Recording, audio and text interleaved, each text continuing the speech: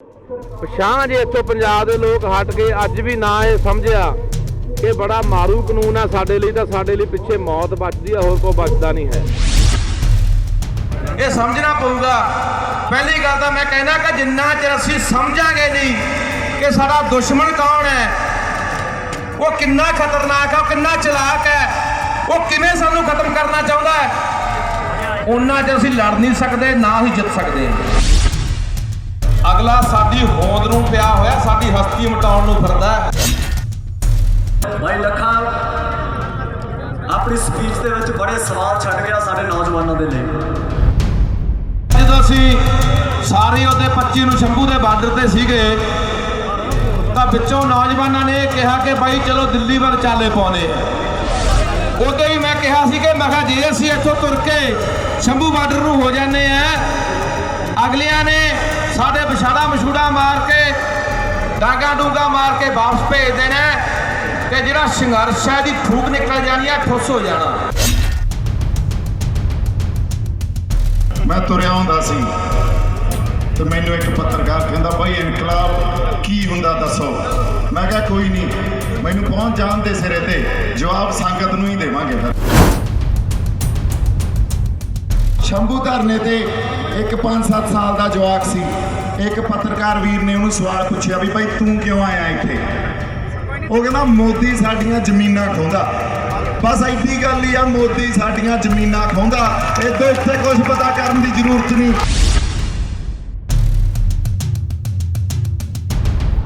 ਹੱਕ ਮਿਲਦਾ ਨਹੀਂ ਜਿੰਨਾ ਚਿਰ ਜ਼ਿਮੀਂਦਾਰਾਂ ਨੂੰ ਲੱਗੂ ਸੜਕਾਂ ਤੇ ਸਰਕਾਰੇ ਐਵੇਂ ਧਰਨਾ।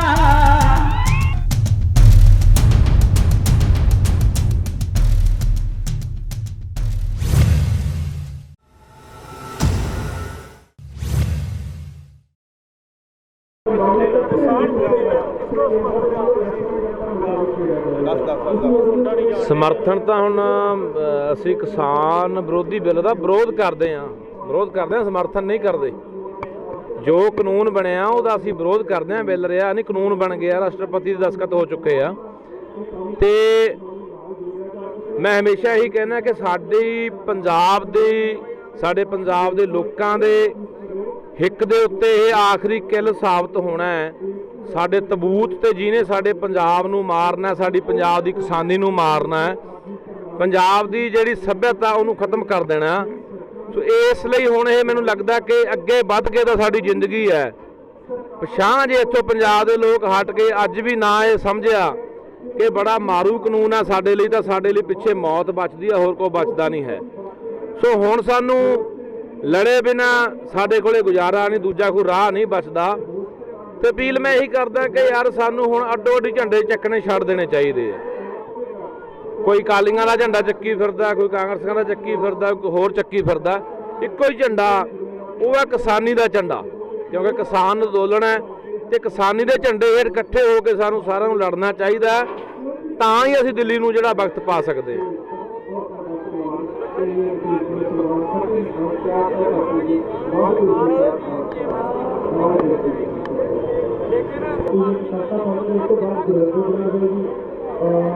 ਦੇਖੋ ਜਿਹੜੀ ਆਮ ਗੱਲ ਆ ਰਹੀ ਕਿ MSP ਖਤਮ ਨਹੀਂ ਹੋਊਗੀ, ਪਹਿਲਾਂ ਮੈਂ ਉਹਦਾ ਜਵਾਬ ਦੇ ਦਿੰਦਾ। ਜਿਹੜੀ MSP ਹੈ, ਜਦੋਂ ਤੁਹਾਡੇ ਕੋਲੇ ਮੰਡੀਆਂ ਨਾ ਰਹੀਆਂ, ਸਰਕਾਰੀ ਖਰੀਦ ਖਤਮ ਹੋ ਗਈ, MSP ਦਾ ਕੋਈ ਤੁਕ ਨਹੀਂ ਰਹਿ ਜਾਂਦੀ। ਦੋ ਪਲੇਅਰਾਂ ਨੇ ਆਉਣਾ, ਦੋ ਖਿਡਾਰੀਆਂ ਨੇ ਆਉਣਾ, ਇੱਕ ਪਾਸੇ ਸਰਕਾਰ, ਇੱਕ ਪਾਸੇ ਪ੍ਰਾਈਵੇਟ ਬੰਦੇ ਨੇ ਆਉਣਾ। ਤਾਂ ਜਦੋਂ ਪ੍ਰਾਈਵੇਟ ਬੰਦੇ ਨੇ ਸਾਡੀ ਜਿਹੜੀ ਫਸਲ ਹੈ 2 ਸਾਲ ਦੇ ਲਈ, 4 ਸਾਲ ਦੇ ਲਈ, ਉਹਨੂੰ 2000 ਵਾਲੀ ਨੂੰ 2500 3000 ਖਰੀਦਣਾ ਸ਼ੁਰੂ ਕੀਤਾ, ਤਾਂ ਸਾਡੇ ਲੋਕ ਆਰਥਿਕ ਪੱਖੋਂ ਇੰਨੇ ਟੁੱਟ ਚੁੱਕੇ ਆ। ਸਾਨੂੰ ਅਸੀਂ ਇਹ ਦੇਖਣਾ ਕਿ ਯਾਰ ਸਾਡੇ ਲਈ ਇੱਥੇ 2000 ਦੀ ਵਿਕਦੀ ਹੈ ਸਰਕਾਰੀ ਮੰਡੀ 'ਚ, ਪ੍ਰਾਈਵੇਟ ਮੰਡੀ 'ਚ 2500 3000 ਅਸੀਂ ਉਧਰ ਨੂੰ ਵੇਚਣਾ ਸ਼ੁਰੂ ਕਰਨਾ। ਜਦੋਂ ਸਰਕਾਰੀ ਮੰਡੀਆਂ 'ਚ ਫਸਲ ਉਹਨੂੰ ਹਟ ਜਾਣੀ ਹੈ, ਸਰਕਾਰ ਨੇ ਮੰਡੀਆਂ ਤੋੜ ਦੇਣਾ, ਮੰਡੀ ਬੋਰਡ ਤੋੜ ਦੇਣਾ, FCI ਨੂੰ ਖਤਮ ਕਰ ਦੇਣਾ। ਫਿਰ ਅਸੀਂ ਸਿਰਫ ਤੇ ਸਿਰਫ ਜਿਹੜਾ ਪ੍ਰਾਈਵੇਟ ਜਿਹੜੇ ਅਦਾਰੇ ਨੇ, ਪ੍ਰਾਈਵੇਟ ਘਰਾਣੇ ਨੇ, ਕਾਰਪੋਰੇਟ, ਉਹਨਾਂ ਦੇ ਸਹਾਰੇ ਰਹਿ ਜਾਣਾ। ਫਿਰ ਅਗਲਿਆਂ ਨੇ ਸਾਨੂੰ ਕਹਿਣਾ ਵੀ ਲਿਆਓ, ਅਸੀਂ ਤਾਂ 1000 ਨੂੰ ਖਰੀਦਾਂਗੇ, ਅਸੀਂ ਤਾਂ 1500 ਨੂੰ ਖਰੀਦਾਂਗੇ, ਦੇਣੀ ਆ ਦੇਣੀ ਤੁਹਾਡੀ ਮਰਜ਼ੀ ਆ। ਅਗਲੀ ਗੱਲ ਬਈ ਜੀ ਆਉਣੀ ਹੈ, ਇਹਨਾਂ ਨੇ ਸਾਡੀਆਂ ਜ਼ਮੀਨਾਂ ਦੇ ਠੇਕੇ ਚੱਕਣੇ ਆ। ਮੰਨ ਲਓ ਆ ਕੇ 50,000 ਨੂੰ ਜਾਂ 60,000 ਨੂੰ 70,000 ਨੂੰ ਸਾਡਾ ਠੇਕਾ ਹੁਣ ਜਾਂਦਾ ਹੈ, ਤਾਂ ਇਹਨਾਂ ਨੇ ਲੱਖ ਰੁਪਇਆ ਕਰ ਦੇਣਾ ਵੀ ਤੁਹਾਨੂੰ ਲੱਖ ਰੁਪਇਆ 1 ਏਕੜ ਮਗਰ ਅਸੀਂ ਠੇਕਾ ਦੇਵਾਂਗੇ। ਲੋਕਾਂ ਨੇ ਕਹਿਣਾ ਵੀ ਠੀਕ ਹੈ, ਜ਼ਮੀਨਾਂ ਇੱਧਰੋਂ ਛੱਡ ਕੇ ਇੱਧਰੋਂ ਦੇ ਦਿਓ। ਉੱਥੇ ਕੀ ਹੋਣਾ ਹੈ ਕਿ ਜਦੋਂ ਇਹਨਾਂ ਲੋਕਾਂ ਨੂੰ ਅਸੀਂ ਆਪਣੀਆਂ ਜ਼ਮੀਨਾਂ ਦੇਤੀਆਂ, ਜਿਹੜੇ ਹੁਣ ਸਾਡੇ ਛੋਟੇ ਕਿਸਾਨ ਨੇ, ਕਿਸੇ ਕੋਲ 2 ਏਕੜ ਹੈ, ਕਿਸੇ ਕੋਲ 5 ਏਕੜ ਹੈ, ਤੇ ਉਹ ਜ਼ਮੀਨਾਂ ਠੇਕੇ ਤੇ ਲੈ ਕੇ ਆਪਣਾ ਗੁਜ਼ਾਰਾ ਕਰਦੇ ਆ। ਉਹਨਾਂ ਕੋਲੇ ਉਹ ਜ਼ਮੀਨਾਂ ਨਹੀਂ ਰਹਿਣਗੀਆਂ, ਉਹਨਾਂ ਕੋਲ ਜਿਹੜੇ ਸਾਧਨ ਨੇ, ਟਰੈਕਟਰ ਨੇ, ਹਲ ਨੇ, ਸੁਹਾਗੇ ਨੇ, ਜੋ ਵੀ ਸੰਦ ਅਸੀਂ ਵਰਤਦੇ ਹਾਂ ਖੇਤੀ ਦੇ, ਉਹਨਾਂ ਨੂੰ ਵੇਚ ਦੇਣੇ ਆ ਕਿ ਹੁਣ ਸਾਨੂੰ ਜ਼ਮੀਨ ਤਾਂ ਮਿਲ ਨਹੀਂ ਰਹੀ। ਤਾਂ ਉਧਰੋਂ ਜਾ ਕੇ ਫਿਰ ਜਦੋਂ ਇਧਰੋਂ ਸਾਰਾ ਕੁਝ ਖਤਮ ਹੋ ਗਿਆ ਤਾਂ ਉਹਨਾਂ ਨੇ ਜਾ ਕੇ ਜਿਹੜਾ ਲੱਖ ਰੁਪਈਆ ਆਪਾਂ ਨੂੰ ਠੇਕੇ ਤੇ ਦੇਣਾ ਹੈ 5 ਸਾਲ ਲਈ ਜਾਂ 10 ਸਾਲ ਲਈ ਲੀਜ਼ ਤੇ ਮੰਨ ਲਓ ਪੈਲੀ ਲੈ ਲਈ, ਤਾਂ ਉਦੋਂ ਬਾਅਦ ਉਹਨਾਂ ਨੇ ਦੇਖਣਾ ਕਿ ਹੁਣ ਇਹ ਸਾਡੇ ਜੋਗਰੇ ਰਹਿ ਗਏ ਤੇ ਅਸੀਂ ਇਹਨਾਂ ਨੂੰ ਜਿਵੇਂ ਮਰਜ਼ੀ ਉਹ ਕਹਿੰਦੇ ਅਸੀਂ ਤੁਹਾਡੀ ਜ਼ਮੀਨ ਵਿੱਚ 40,000 ਨੂੰ ਲਵਾਂਗੇ, ਸਾਨੂੰ ਤਾਂ ਮੁਨਾਫਾ ਨਹੀਂ ਹੋਇਆ, ਘਾਟਾ ਪੈ ਗਿਆ, ਤਾਂ ਫਿਰ ਅਸੀਂ ਕਿੱਥੇ ਜਾਵਾਂਗੇ। ਦੂਜੀ ਗੱਲ ਤੇ ਮੈਂ ਜਵਾਬ ਦੇ ਦਿਆਂ ਕਿ ਸਿਆਸੀ ਪਾਰਟੀਆਂ ਕਹਿ ਰਹੀਆਂ ਕਿ ਇਹਦੇ 'ਚ ਇੱਕ ਲਾਈਨ ਲਿਖ ਦਿਓ, ਕਾਨੂੰਨ ਬਣ ਗਿਆ, ਲਾਈਨਾਂ ਨਹੀਂ ਲਿਖੀਆਂ ਜਾਣਗੀਆਂ, ਅਮੈਂਡਮੈਂਟ ਹੋ ਸਕਦੀ ਹੈ, ਸੋਧ ਹੋ ਸਕਦੀ ਹੈ। ਉਹ ਸੋਧਾਂ ਕਿਹੜੀਆਂ ਨੇ? ਜਿਸ ਤਰ੍ਹਾਂ ਮੈਂ ਦੱਸਦਾ, ਜਦੋਂ ਦਲਿਤਾਂ ਦੇ ਖਿਲਾਫ ਕਾਨੂੰਨ ਬਣਾਏ ਗਏ ਸੀ ਤਾਂ ਪੂਰਾ ਭਾਰਤ ਦਾ ਦਲਿਤ ਵਰਗ ਜਿਹੜਾ ਸੜਕਾਂ ਤੇ ਆ ਗਿਆ ਸੀ, ਤਾਂ ਸਰਕਾਰਾਂ ਨੇ, ਉਹ ਸੁਪਰੀਮ ਕੋਰਟ ਨੇ ਉਸ ਕਾਨੂੰਨ ਦੇ ਵਿੱਚ ਕੋਈ ਸੋਧਾਂ ਕਰਤੀਆਂ ਸੀ। ਸੋ ਅਸੀਂ ਵੀ ਚਾਹੁੰਦੇ ਹਾਂ ਵੀ ਕੋਈ ਸੋਧਾਂ ਨੇ ਜਿਹੜੀਆਂ ਹੋ ਜਾਣ ਤਾਂ ਕਿ ਸਾਨੂੰ ਭਰੋਸਾ ਵੱਜੇ, ਪੰਜਾਬ ਦੇ ਹਰਿਆਣੇ ਦੇ ਕਿਸਾਨ ਨੂੰ ਕਿ ਭਰੋਸਾ ਵੱਜੇ ਕਿ ਹਾਂ ਸਾਡੀ ਫਸਲ ਜਿਹੜੀ ਇਹ ਗਰੰਟੀ ਹੋਵੇ। ਪ੍ਰਾਈਵੇਟ ਜਿਹੜਾ ਵੀ ਘਰਾਣਾ ਆਊਗਾ, ਖਿਡਾਰੀ ਆਊਗਾ, ਉਹਦੇ ਤੇ ਇਹ ਜ਼ਿੰਮੇਵਾਰੀ ਤੈਅ ਹੋਵੇ ਕਿ ਉਹਨੇ ਦਾਣਾ ਦਾਣਾ ਫਸਲ ਦਾ ਚੱਕਣਾ ਤੇ ਘੱਟੋ ਘੱਟ ਸਮਰਥਨ ਮੁੱਲ ਤੇ ਚੱਕਣਾ, ਇਹਦੋਂ ਘੱਟ ਨਹੀਂ ਚੱਕਣਾ। ਇਹ 2 ਲਾਈਨਾਂ ਜਿਹੜੀਆਂ ਅਮੈਂਡਮੈਂਟ ਕਰਕੇ, ਸੋਧ ਕਰਕੇ ਉਸ ਬਿੱਲ ਦੇ ਵਿੱਚ, ਉਸ ਕਾਨੂੰਨ ਦੇ ਵਿੱਚ ਪਾਈਆਂ ਜਾਣ। ਅੱਛਾ, ਜਿਹੜਾ ਜਿਵੇਂ ਜਿਵੇਂ ਸਾਡੇ ਪੰਜਾਬ ਦੇ ਲੋਕਾਂ ਨੂੰ ਸਮਝ ਪਊਗੀ ਵੀ ਸਾਡੇ ਮੂੰਹਾਂ ਦੇ ਵਿੱਚੋਂ ਰੋਟੀ ਖੋਹੀ ਜਾ ਰਹੀ ਹੈ, ਸਾਡੇ ਬੱਚਿਆਂ ਦਾ ਭਵਿੱਖ ਖਤਮ ਹੋ ਜਾਣਾ, ਸਾਡੇ ਚੁੱਲ੍ਹਿਆਂ ਦੇ ਵਿੱਚ ਅੱਗ ਬਲਣੋਂ ਹਟ ਜਾਣੀ ਹੈ, ਉਵੇਂ ਉਵੇਂ ਲੋਕ, ਜਿਵੇਂ ਜਿਵੇਂ ਲੋਕ ਜਾਗਰੂਕ ਹੋ ਰਹੇ ਨੇ, ਜਿਵੇਂ ਤੁਹਾਡੇ ਵਰਗੇ ਪੱਤਰਕਾਰ ਭਰਾ ਕਈ ਵਾਰੀ ਆ ਕੇ ਪੁੱਛਦੇ ਨੇ ਨੌਜਵਾਨਾਂ ਕੋਲੇ ਕਿ 3 ਆਰਡੀਨੈਂਸ ਪਾਸ ਹੋਏ ਨੇ, ਕਾਨੂੰਨ ਬਣੇ, ਕੀ ਹੈ? ਪਤਾ ਨਹੀਂ ਹੈ ਹਲੇ ਸਿਰਫ ਅਸੀਂ ਇੱਥੋਂ ਤੱਕ ਸੀਮਤ ਹੈ ਕਿ ਮੋਦੀ ਨੂੰ ਚੱਕ ਦਿਆਂਗੇ, ਮੋਦੀ ਨੂੰ ਆਹ ਕਰ ਦਿਆਂਗੇ, ਅਸੀਂ ਪਿੱਛੇ ਨਹੀਂ ਹਟਾਂਗੇ, ਅਸੀਂ ਮਾਰ ਦਿਆਂਗੇ, ਦੱਬ ਦਿਆਂਗੇ, ਮਰ ਜਾਾਂਗੇ। ਲੜਾਈ ਹੈ ਜਿਹੜੀ ਸੂਝ ਬੂਝ ਨਾਲ ਲੜਨੀ ਪੈਣੀ ਹੈ। ਜਿੱਥੇ ਸਾਡੇ ਕੋਲ ਡੰਡੇ ਦਾ ਦਬਦਬਾ ਚਾਹੀਦਾ, ਡੰਡਾ ਵਰਤਣਾ ਹੈ, ਡੰਡਾ ਵੀ ਵਰਤਾਂਗੇ, ਪਰ ਜਿੱਥੇ ਸਾਨੂੰ ਰਣਨੀਤੀ ਘੜ ਕੇ ਲੜਾਈ ਲੜਨੀ ਪੈਣੀ ਹੈ। ਇੱਕ ਸਟੇਟ ਦੇ ਖਿਲਾਫ ਤਾਕਤਵਰ ਸਟੇਟ ਹੈ, ਆਪਾਂ ਪਹਿਲਾਂ ਵੀ ਦੇਖਿਆ, ਉਹਨਾਂ ਨੇ ਆਪਣਾ 370 ਤੋੜੀ ਕਸ਼ਮੀਰ ਦੇ ਵਿੱਚੋਂ ਪਿੱਛੇ ਨਹੀਂ ਹਟੇ, ਉਹ NRCCA ਲੈ ਕੇ ਆਏ, ਪਿੱਛੇ ਨਹੀਂ ਹਟੇ। ਕਿੱਡਾ ਵੱਡਾ ਸ਼ਹੀਨ ਬਾਗ ਜਾਂ ਪੂਰੀ ਦਿੱਲੀ ਜਾਂ ਪੂਰੇ ਮੁਲਕ ਦੇ ਵਿੱਚ ਕਿੱਡਾ ਵੱਡਾ ਪ੍ਰੋਟੈਸਟ ਚੱਲਿਆ, ਪਰ ਪਿੱਛੇ ਨਹੀਂ ਹਟੇ। ਤਾਂ ਉਹਨਾਂ ਨੂੰ ਪਿੱਛੇ ਹਟਾਉਣ ਲਈ ਜਿਹੜੀ ਤਾਨਾਸ਼ਾਹ ਫਾਸੀਵਾਦੀ ਹਕੂਮਤ ਆ, ਲੋਕਾਂ ਦਾ ਇਕੱਠਾ ਹੋਣਾ, ਲੋਕਾਂ ਦਾ ਜਾਗਣਾ, ਇਹ ਸਮਰਪਿਤ ਹੋਣਾ ਕਿ ਇਹ ਲੜਾਈ ਕਿਸੇ ਧਾਰਮਿਕ ਬੰਦੇ ਦੀ ਨਹੀਂ ਹੈ, ਇਹ ਲੜਾਈ ਕਿਸੇ ਕਿਸਾਨ ਜਥੇਬੰਦੀ ਦੀ ਨਹੀਂ ਹੈ, ਇਹ ਲੜਾਈ ਕਿਸੇ ਇੱਕ ਬੰਦੇ ਦੀ ਨਹੀਂ ਹੈ, ਇਹ ਲੜਾਈ ਮੇਰੀ ਹੈ, ਇਹ ਲੜਾਈ ਮੇਰੇ ਘਰ ਤੇ ਪੈ ਗਈ ਹੈ, ਮੇਰੇ ਗਲ 'ਚ ਪੈ ਗਈ ਆ ਕੇ ਲੜਾਈ। ਜਿਵੇਂ ਉਹ ਚਾਣਕਿਆ ਨੀਤੀ ਦੀ ਇੱਕ ਲਾਈਨ ਹੈ, ਕਹਿੰਦੇ ਵਿਵਤਾ, ਜਿਹੜੀ ਵਿਵਤਾ ਆਉਂਦੀ ਹੈ ਨਾ ਬੰਦੇ ਤੇ, ਵਿਵਤਾ ਤੋਂ ਡਰ ਤੋਂ ਉਨਾ ਚਿਰ ਡਰੋ ਜਿੰਨਾ ਚਿਰ ਦੂਰ ਹੈ, ਕਿ ਵਿਵਤਾ ਹਲੇ ਦੂਰ ਹੈ। ਜਦੋਂ ਵਿਵਤਾ ਸਾਡੇ ਗਲ ਪੈ ਜਾਂਦੇ ਆ ਫਿਰ ਲੜਨਾ ਚਾਹੀਦਾ, ਫਿਰ ਡਰਨਾ ਨਹੀਂ ਚਾਹੀਦਾ। ਇਹ ਕਿਸਾਨੀ ਅੰਦੋਲਨ ਨਾਲ ਜੁੜਿਆ ਹੋਇਆ ਮਸਲਾ ਹੈਗਾ। ਬਹੁਤ ਨੌਜਵਾਨ ਭਾਵਕ ਵੀ ਹੁੰਦੇ ਨੇ, ਇਸ ਤਰ੍ਹਾਂ ਦੇ ਨਾਅਰੇ ਹੀ ਦੇਖਿਆ, ਸ਼ੰਭੂ ਵੀ ਲੱਗੇ ਸੀਗੇ।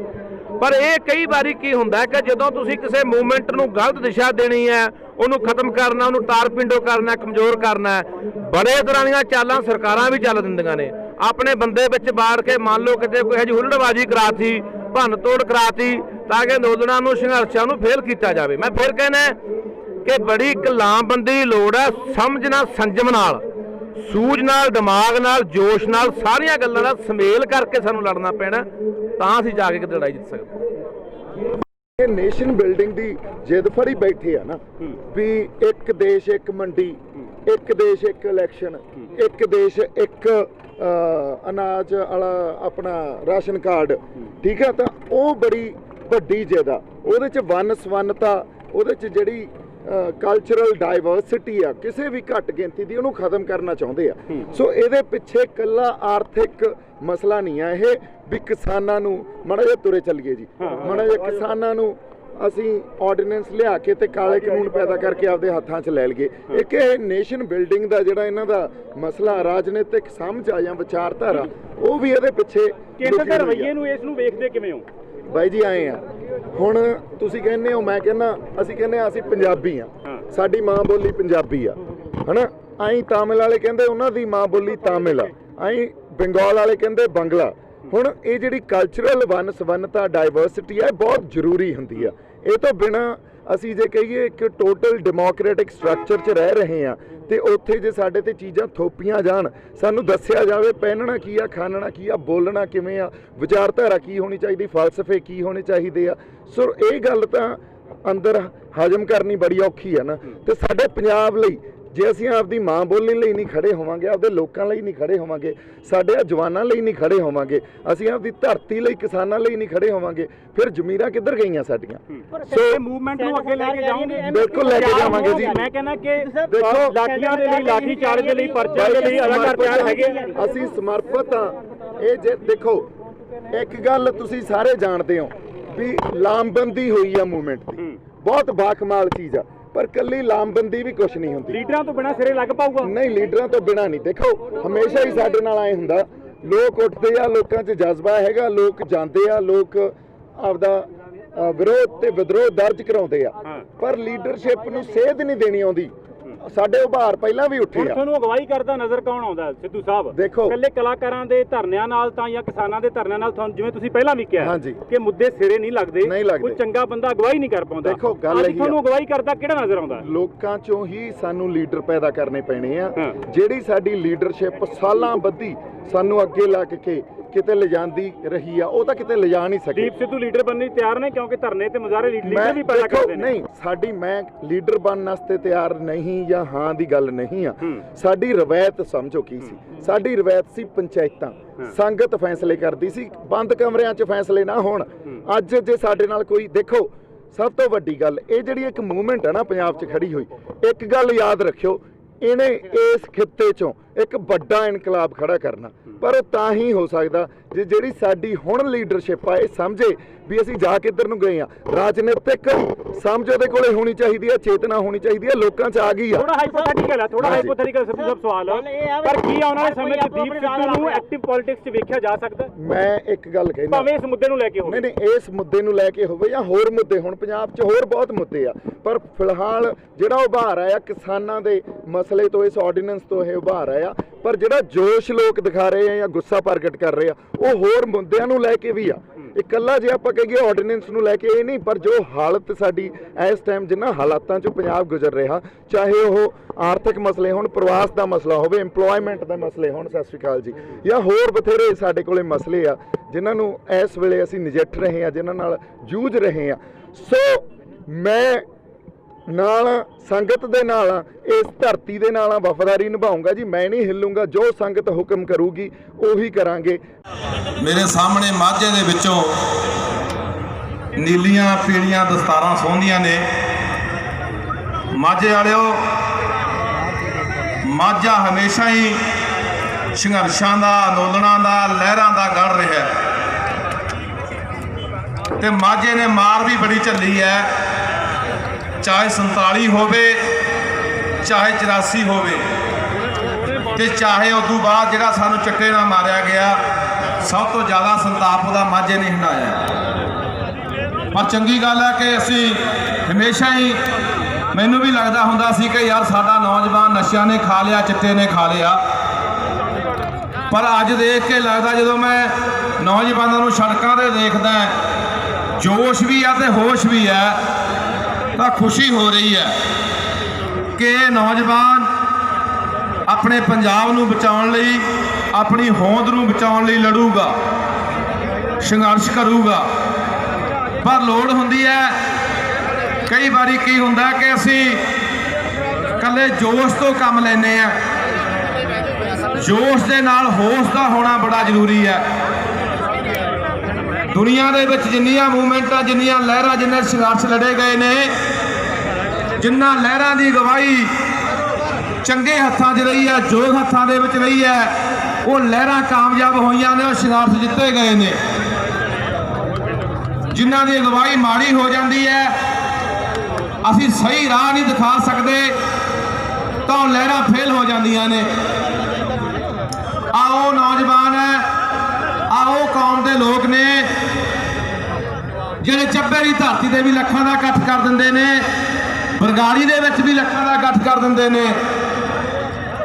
ਲੱਗਦਾ ਸੀ ਉਦੋਂ ਵੀ ਕੌਮ ਨੂੰ ਕਿ ਕੁਛ ਨਾ ਕੁਛ ਮਿਲੂਗਾ, ਕੋਈ ਨਾ ਕੋਈ ਪ੍ਰਾਪਤੀ ਹੋਊਗੀ, ਪਰ ਉਦੋਂ ਸਾਡੀ ਅਗਵਾਈ ਜਿਹੜੀ ਮੈਂ ਸਮਝਦਾ ਯੋਗ ਹੱਥਾਂ ਦੇ ਵਿੱਚ ਨਹੀਂ ਹੋਈ, ਸਹੀ ਰਾਹ ਅਸੀਂ ਨਹੀਂ ਦੇ ਸਕੇ।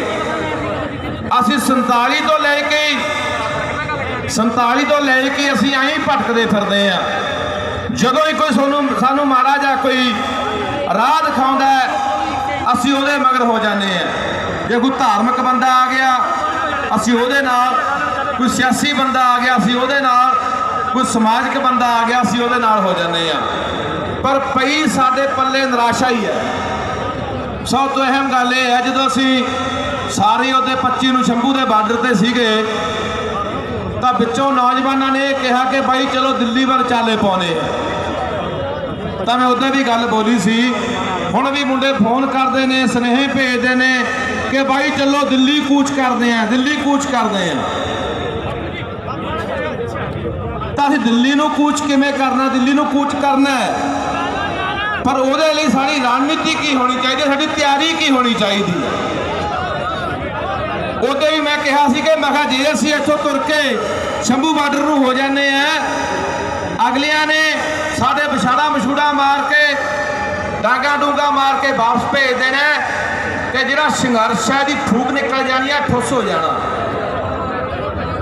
ਅਸੀਂ ਨਹੀਂ ਚਾਹੁੰਦੇ। ਮੰਨ ਲਓ ਉੱਥੇ ਅਸੀਂ ਵਗ ਜਾਂਦੇ 10-20 ਬੰਦੇ, ਸਾਡੇ ਤੜਕੇ ਅਖਬਾਰਾਂ 'ਚ ਨਾਮ ਆ ਜਾਂਦੇ, ਚੈਨਲਾਂ 'ਤੇ ਚੱਲ ਪੈਂਦੇ ਕਿ ਹਾਂ ਜੀ ਇਹ ਬੰਦੇ ਪੁਲਿਸ ਨਾਲ ਟਕਰਾ ਗਏ, ਹਰਿਆਣਾ ਬਾਰਡਰ ਤੇ ਉਹਨਾਂ ਨਾਲ ਟਕਰਾ ਗਏ, ਇਹਨਾਂ ਦੇ ਵਿਛਾੜਾਂ ਵੱਜੀਆਂ, ਡਾਂਗਾਂ ਵੱਜੀਆਂ, ਅਸੀਂ ਸੁਰਖੀ ਬਣ ਸਕਦੇ ਸੀ, ਪਰ ਸੰਘਰਸ਼ ਦੀ ਕੋਈ ਪ੍ਰਾਪਤੀ ਨਹੀਂ ਹੋਣੀ ਸੀ। ਸੋ ਹੁਣ ਬਾਰੇ ਕਾਲੇ ਬਹੁਤ, ਤੱਤੇ ਬਹੁਤ ਆ ਨੌਜਵਾਨ ਕਿ ਭਾਈ ਛੇਤੀ ਕੋਈ ਪ੍ਰੋਗਰਾਮ ਦੇ ਦਿਓ। ਮੇਰੀ ਜਿਹੜੀਆਂ ਕਿਸਾਨ ਜਥੇਬੰਦੀਆਂ ਨੇ ਪੰਜਾਬ ਦੀਆਂ, ਉਹਨਾਂ ਨਾਲ ਕੱਲ ਵੀ ਗੱਲ ਹੋਈ ਆ, ਅੱਜ ਵੀ ਅਸੀਂ ਲੁਧਿਆਣੇ ਮਿਲਣਾ ਜਾ ਕੇ, ਕੱਲ ਅਸੀਂ ਹਰਿਆਣੇ ਦੀਆਂ ਜਿਹੜੀਆਂ ਕਿਸਾਨ ਜਥੇਬੰਦੀਆਂ ਉਹਨਾਂ ਨੂੰ ਜਾ ਕੇ ਮਿਲਣਾ। ਜਿੰਨਾ ਚਿਰ ਅਸੀਂ ਇੱਕ ਝੰਡੇ ਹੇਠਾਂ ਇਕੱਠੇ ਨਹੀਂ ਹੁੰਦੇ ਅਸੀਂ ਜਿੱਤ ਪ੍ਰਾਪਤ ਨਹੀਂ ਕਰ ਸਕਦੇ। ਆਪੋ ਆਪਣੀ ਡੂਡਗੀ ਵਜਾਈ ਜਾਵਾਂਗੇ, ਰੌਲਾ ਪਾਈ ਜਾਵਾਂਗੇ, ਕਿਉਂਕਿ ਇੱਥੋਂ ਜਿਹੜੀਆਂ ਰਿਪੋਰਟਾਂ ਨੇ, CID ਦੀ ਰਿਪੋਰਟ ਦਿੱਲੀ ਤੱਕ ਜਾਣੀ ਹੈ। ਹੁਣ CID ਦੀ ਰਿਪੋਰਟ ਤਾਂ ਇਹ ਵੀ ਜਾਣੀ ਹੈ ਕਿ ਯਾਰ ਇੱਥੇ ਬਾਹਲੇ ਤਾਂ ਜਿਹੜੇ ਨੌਜਵਾਨ ਹੈ ਉਹ ਗਾਇਕਾਂ ਨਾਲ, ਗਾਉਣ ਵਾਲਿਆਂ ਨਾਲ ਫੋਟੋਆਂ ਖਿਚਾਉਣ ਆਏ, ਫੋਟੋਆਂ ਖਿਚਾ ਲਿਓ, ਪਰ ਮਸਲਾ ਬੜਾ ਗੰਭੀਰ ਆ ਭਰਾਵੋ। ਅਗਲਾ ਸਾਡੀ ਹੋਂਦ ਨੂੰ ਪਿਆ ਹੋਇਆ, ਸਾਡੀ ਹਸਤੀ ਮਿਟਾਉਣ ਨੂੰ ਫਿਰਦਾ, ਦੁਨੀਆ ਤੋਂ ਸਾਡਾ ਨਾਮੋ ਨਿਸ਼ਾਨ ਮਿਟਾਉਣ ਨੂੰ ਫਿਰਦਾ। 100 ਸਾਲ ਦਾ ਲੱਗਿਆ ਹੋਇਆ, ਹੌਲੀ ਉਹ ਇੱਥੋਂ ਤੱਕ ਸੀਮਿਤ ਨਹੀਂ ਵੀ ਇਕੱਲੇ ਪੰਜਾਬ ਤੱਕ ਸੀਮਿਤ ਹੈ। ਅਗਲਾ ਕੈਨੇਡਾ, ਅਮਰੀਕਾ, ਅਫਰੀਕਾ, ਜਿੱਥੇ ਵੀ ਅਸੀਂ ਬੈਠੇ ਆ ਉੱਥੋਂ ਤੱਕ ਮਗਰ ਹੈ। ਐਵੇਂ ਨਹੀਂ ਉੱਥੇ ਗੁਰਦੁਆਰੇ ਦੀਆਂ ਡਾਂਗਾਂ ਪੈ ਜਾਂਦੀਆਂ, ਐਵੇਂ ਨਹੀਂ ਉੱਥੇ 400 ਸਰੂਪ ਆਪਣੇ ਤੌਰ ਤੇ ਸਾਫ ਲੈ ਜਾਂਦੇ। ਇਹ ਸਮਝਣਾ ਪਊਗਾ। ਪਹਿਲੀ ਗੱਲ ਤਾਂ ਮੈਂ ਕਹਿਣਾ ਕਿ ਜਿੰਨਾ ਚਿਰ ਅਸੀਂ ਸਮਝਾਂਗੇ ਨਹੀਂ ਕਿ ਸਾਡਾ ਦੁਸ਼ਮਣ ਕੌਣ ਹੈ, ਉਹ ਕਿੰਨਾ ਖਤਰਨਾਕ ਹੈ, ਉਹ ਕਿੰਨਾ ਚਲਾਕ ਹੈ, ਉਹ ਕਿਵੇਂ ਸਾਨੂੰ ਖਤਮ ਕਰਨਾ ਚਾਹੁੰਦਾ ਹੈ, ਉਹਨਾਂ ਚਿਰ ਅਸੀਂ ਲੜ ਨਹੀਂ ਸਕਦੇ, ਨਾ ਹੀ ਜਿੱਤ ਸਕਦੇ ਹਾਂ। ਅਸੀਂ ਜਿਹੜੀ ਆਪਣੀ ਤਾਕਤ ਹੈ ਉਹ ਹੋਰ ਪਾਸੇ ਵਰਤੀ ਜਾਂਦੇ ਆ, ਊਰਜਾ ਆਪਣੀ ਹੋਰ ਪਾਸੇ ਲਾਈ ਜਾਂਦੇ ਆ। ਹੁਣ ਸਭ ਤੋਂ ਵੱਡੀ ਗੱਲ ਇਹ ਦੇਖੋ, ਆਪਾਂ ਆਪਸ ਵਿੱਚ ਲੜੀ ਜਾਂਦੇ ਆ।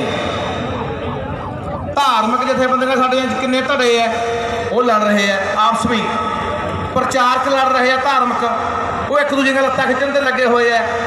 ਅਸੀਂ ਸਿਆਸੀ ਲੜ ਰਹੇ ਨੇ। ਚਲੋ ਸਿਆਸੀ ਬੰਦਿਆਂ ਨੇ ਤਾਂ ਆਪਣੀਆਂ ਵੋਟਾਂ ਦਾ ਹਿਸਾਬ ਕਿਤਾਬ ਦੇਖਣਾ ਹੁੰਦਾ। ਹੁਣ ਸੁਖਬੀਰ ਕਹਿੰਦਾ ਬਈ ਮੈਂ ਰੈਲੀ ਕੱਢੂਗਾ ਇੱਥੋਂ ਅਨੰਦਪੁਰ ਸਾਹਿਬ ਤੋਂ, ਅੰਮ੍ਰਿਤਸਰ ਤੋਂ ਮੋਹਾਲੀ ਤੱਕ ਟਰੈਕਟਰ ਰੈਲੀ 1 ਤਰੀਕ ਦੀ ਰੱਖੀ ਹੋਈ ਹੈ। ਉਹ ਕਹਿੰਦੇ ਅਸੀਂ ਭਾਈ ਪਹਿਲਾਂ ਕੁਰਬਾਨੀਆਂ 2 ਕਰਤੀਆਂ, ਵਜ਼ੀਰੀ ਵੀ ਛੱਡਤੀ, NDA ਵੀ ਛੱਡਤਾ।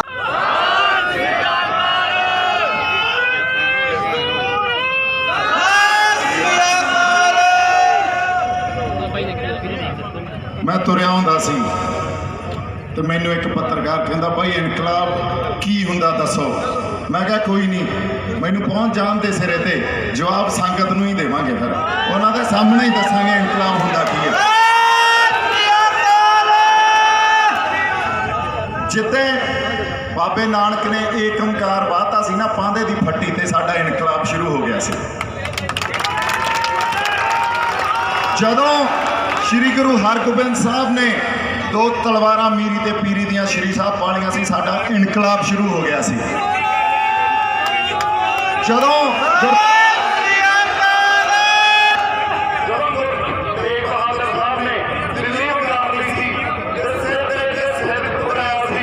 ਸਾਡਾ ਇਨਕਲਾਬ ਸ਼ੁਰੂ ਹੋ ਗਿਆ ਸੀ। ਜਦੋਂ 10ਵੇਂ ਪਾਤਸ਼ਾਹ ਨੇ ਖਾਲਸਾ ਪੰਥ ਸਿਰ ਜਿੱਤਾ ਸੀ, ਜ਼ਬਰ ਤੇ ਜ਼ੁਲਮ ਦੇ ਖਿਲਾਫ ਲੜਨ ਲਈ ਆਵਾਜ਼ ਚੱਕੀ ਸੀ, ਸਾਡਾ ਇਨਕਲਾਬ ਸ਼ੁਰੂ ਹੋ ਗਿਆ ਸੀ।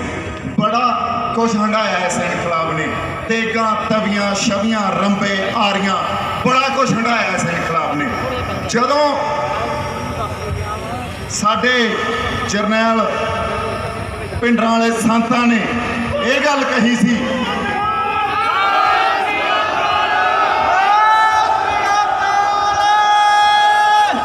ਸੰਤ ਜਰਨੈਲ ਸਿੰਘ ਪਿੰਡਰਾਣੇ ਨੇ ਕਿਹਾ ਸੀ ਇਹ ਗੁਲਾਮੀ ਨੂੰ ਗਲੋਂ ਲਾਉਣਾ ਪੈਣਾ। ਇਹ ਹੁਣ ਤੁਸੀਂ ਦੇਖ ਲਓ ਵੀ ਅੱਜ ਲਾਉਣਾ, ਅੱਜ ਲੜਨਾ, ਕੱਲ ਲੜਨਾ ਕਿ ਪਰਸੋਂ ਲੜਨਾ, ਇਹ ਸਾਡੇ ਤੇ ਆ। ਹੁਣ ਇਹ ਸਾਨੂੰ ਗੁਲਾਮੀ ਨੂੰ ਗਲੋਂ ਲਾਉਣਾ ਪੈਣਾ। ਮਿੱਤਰੋ, ਲੜਾਈ ਆ ਜਿਹੜੀ ਸੰਘਰਸ਼ ਆ ਉਹ ਸਿਦਕ ਨਾਲ ਹੀ ਨਿਭਾਏ ਜਾਂਦੇ ਆ। ਉੱਥੇ ਸਮਰਪਣ ਹੋ ਕੇ ਸਿਰ ਦੇਣੇ ਪੈਂਦੇ ਆ। ਸਿਰ ਤੋਂ ਬਿਨਾ ਸੰਘਰਸ਼ ਨਹੀਂ ਲੜੇ ਜਾਂਦੇ। ਤੇ ਇਹ ਧਾਰਨਾਵਾਂ ਜਿਹੜਾ ਬਾਈ ਕਹਿੰਦਾ ਸੀ ਵੀ ਭਗਤ ਸਿੰਘ ਗਵਾਂਢੀਆਂ ਦੇ ਜੰਮੇ, ਇਹਨਾਂ ਧਾਰਨਾਵਾਂ ਨੂੰ ਤਿਆਗੋ, ਇਹਨਾਂ ਨੂੰ ਖੰਡਨ ਕਰੋ। ਇਹਨਾਂ ਦਾ ਇਹ ਸਾਨੂੰ ਭੰਬਲ ਭੂਸੇ ਚ ਪਾਉਣ ਨੂੰ ਧਾਰਨਾਵਾਂ ਬਣੀਆਂ। ਲੋਕ ਕਿਹੜਾ ਦੱਸੋ ਸਮਰਪਣ ਨਹੀਂ ਆ ਇੱਥੇ। ਆ ਧੁੱਪ 'ਚ ਖੜੇ ਆ ਜਿਹੜੇ ਮਰਜ਼ੀ ਤੋਂ ਸਿਰ ਮੰਗ ਲਓ, ਵੰਗਾਰਨੇ ਪੈਂਦੇ ਆ। ਨੌਜਵਾਨਾਂ ਨੂੰ ਵੰਗਾਰੋ ਤਾਂ ਸਹੀ। ਜਿਹੜੀ ਗੁਰੂਆਂ ਦੀ ਚਿਣਗ ਇਹਨਾਂ ਦੇ ਅੰਦਰ ਆ, ਉਹ ਚਿਣਗ ਹਜੇ ਵੀ ਹੈਗੀ। ਜੇ ਅਸੀਂ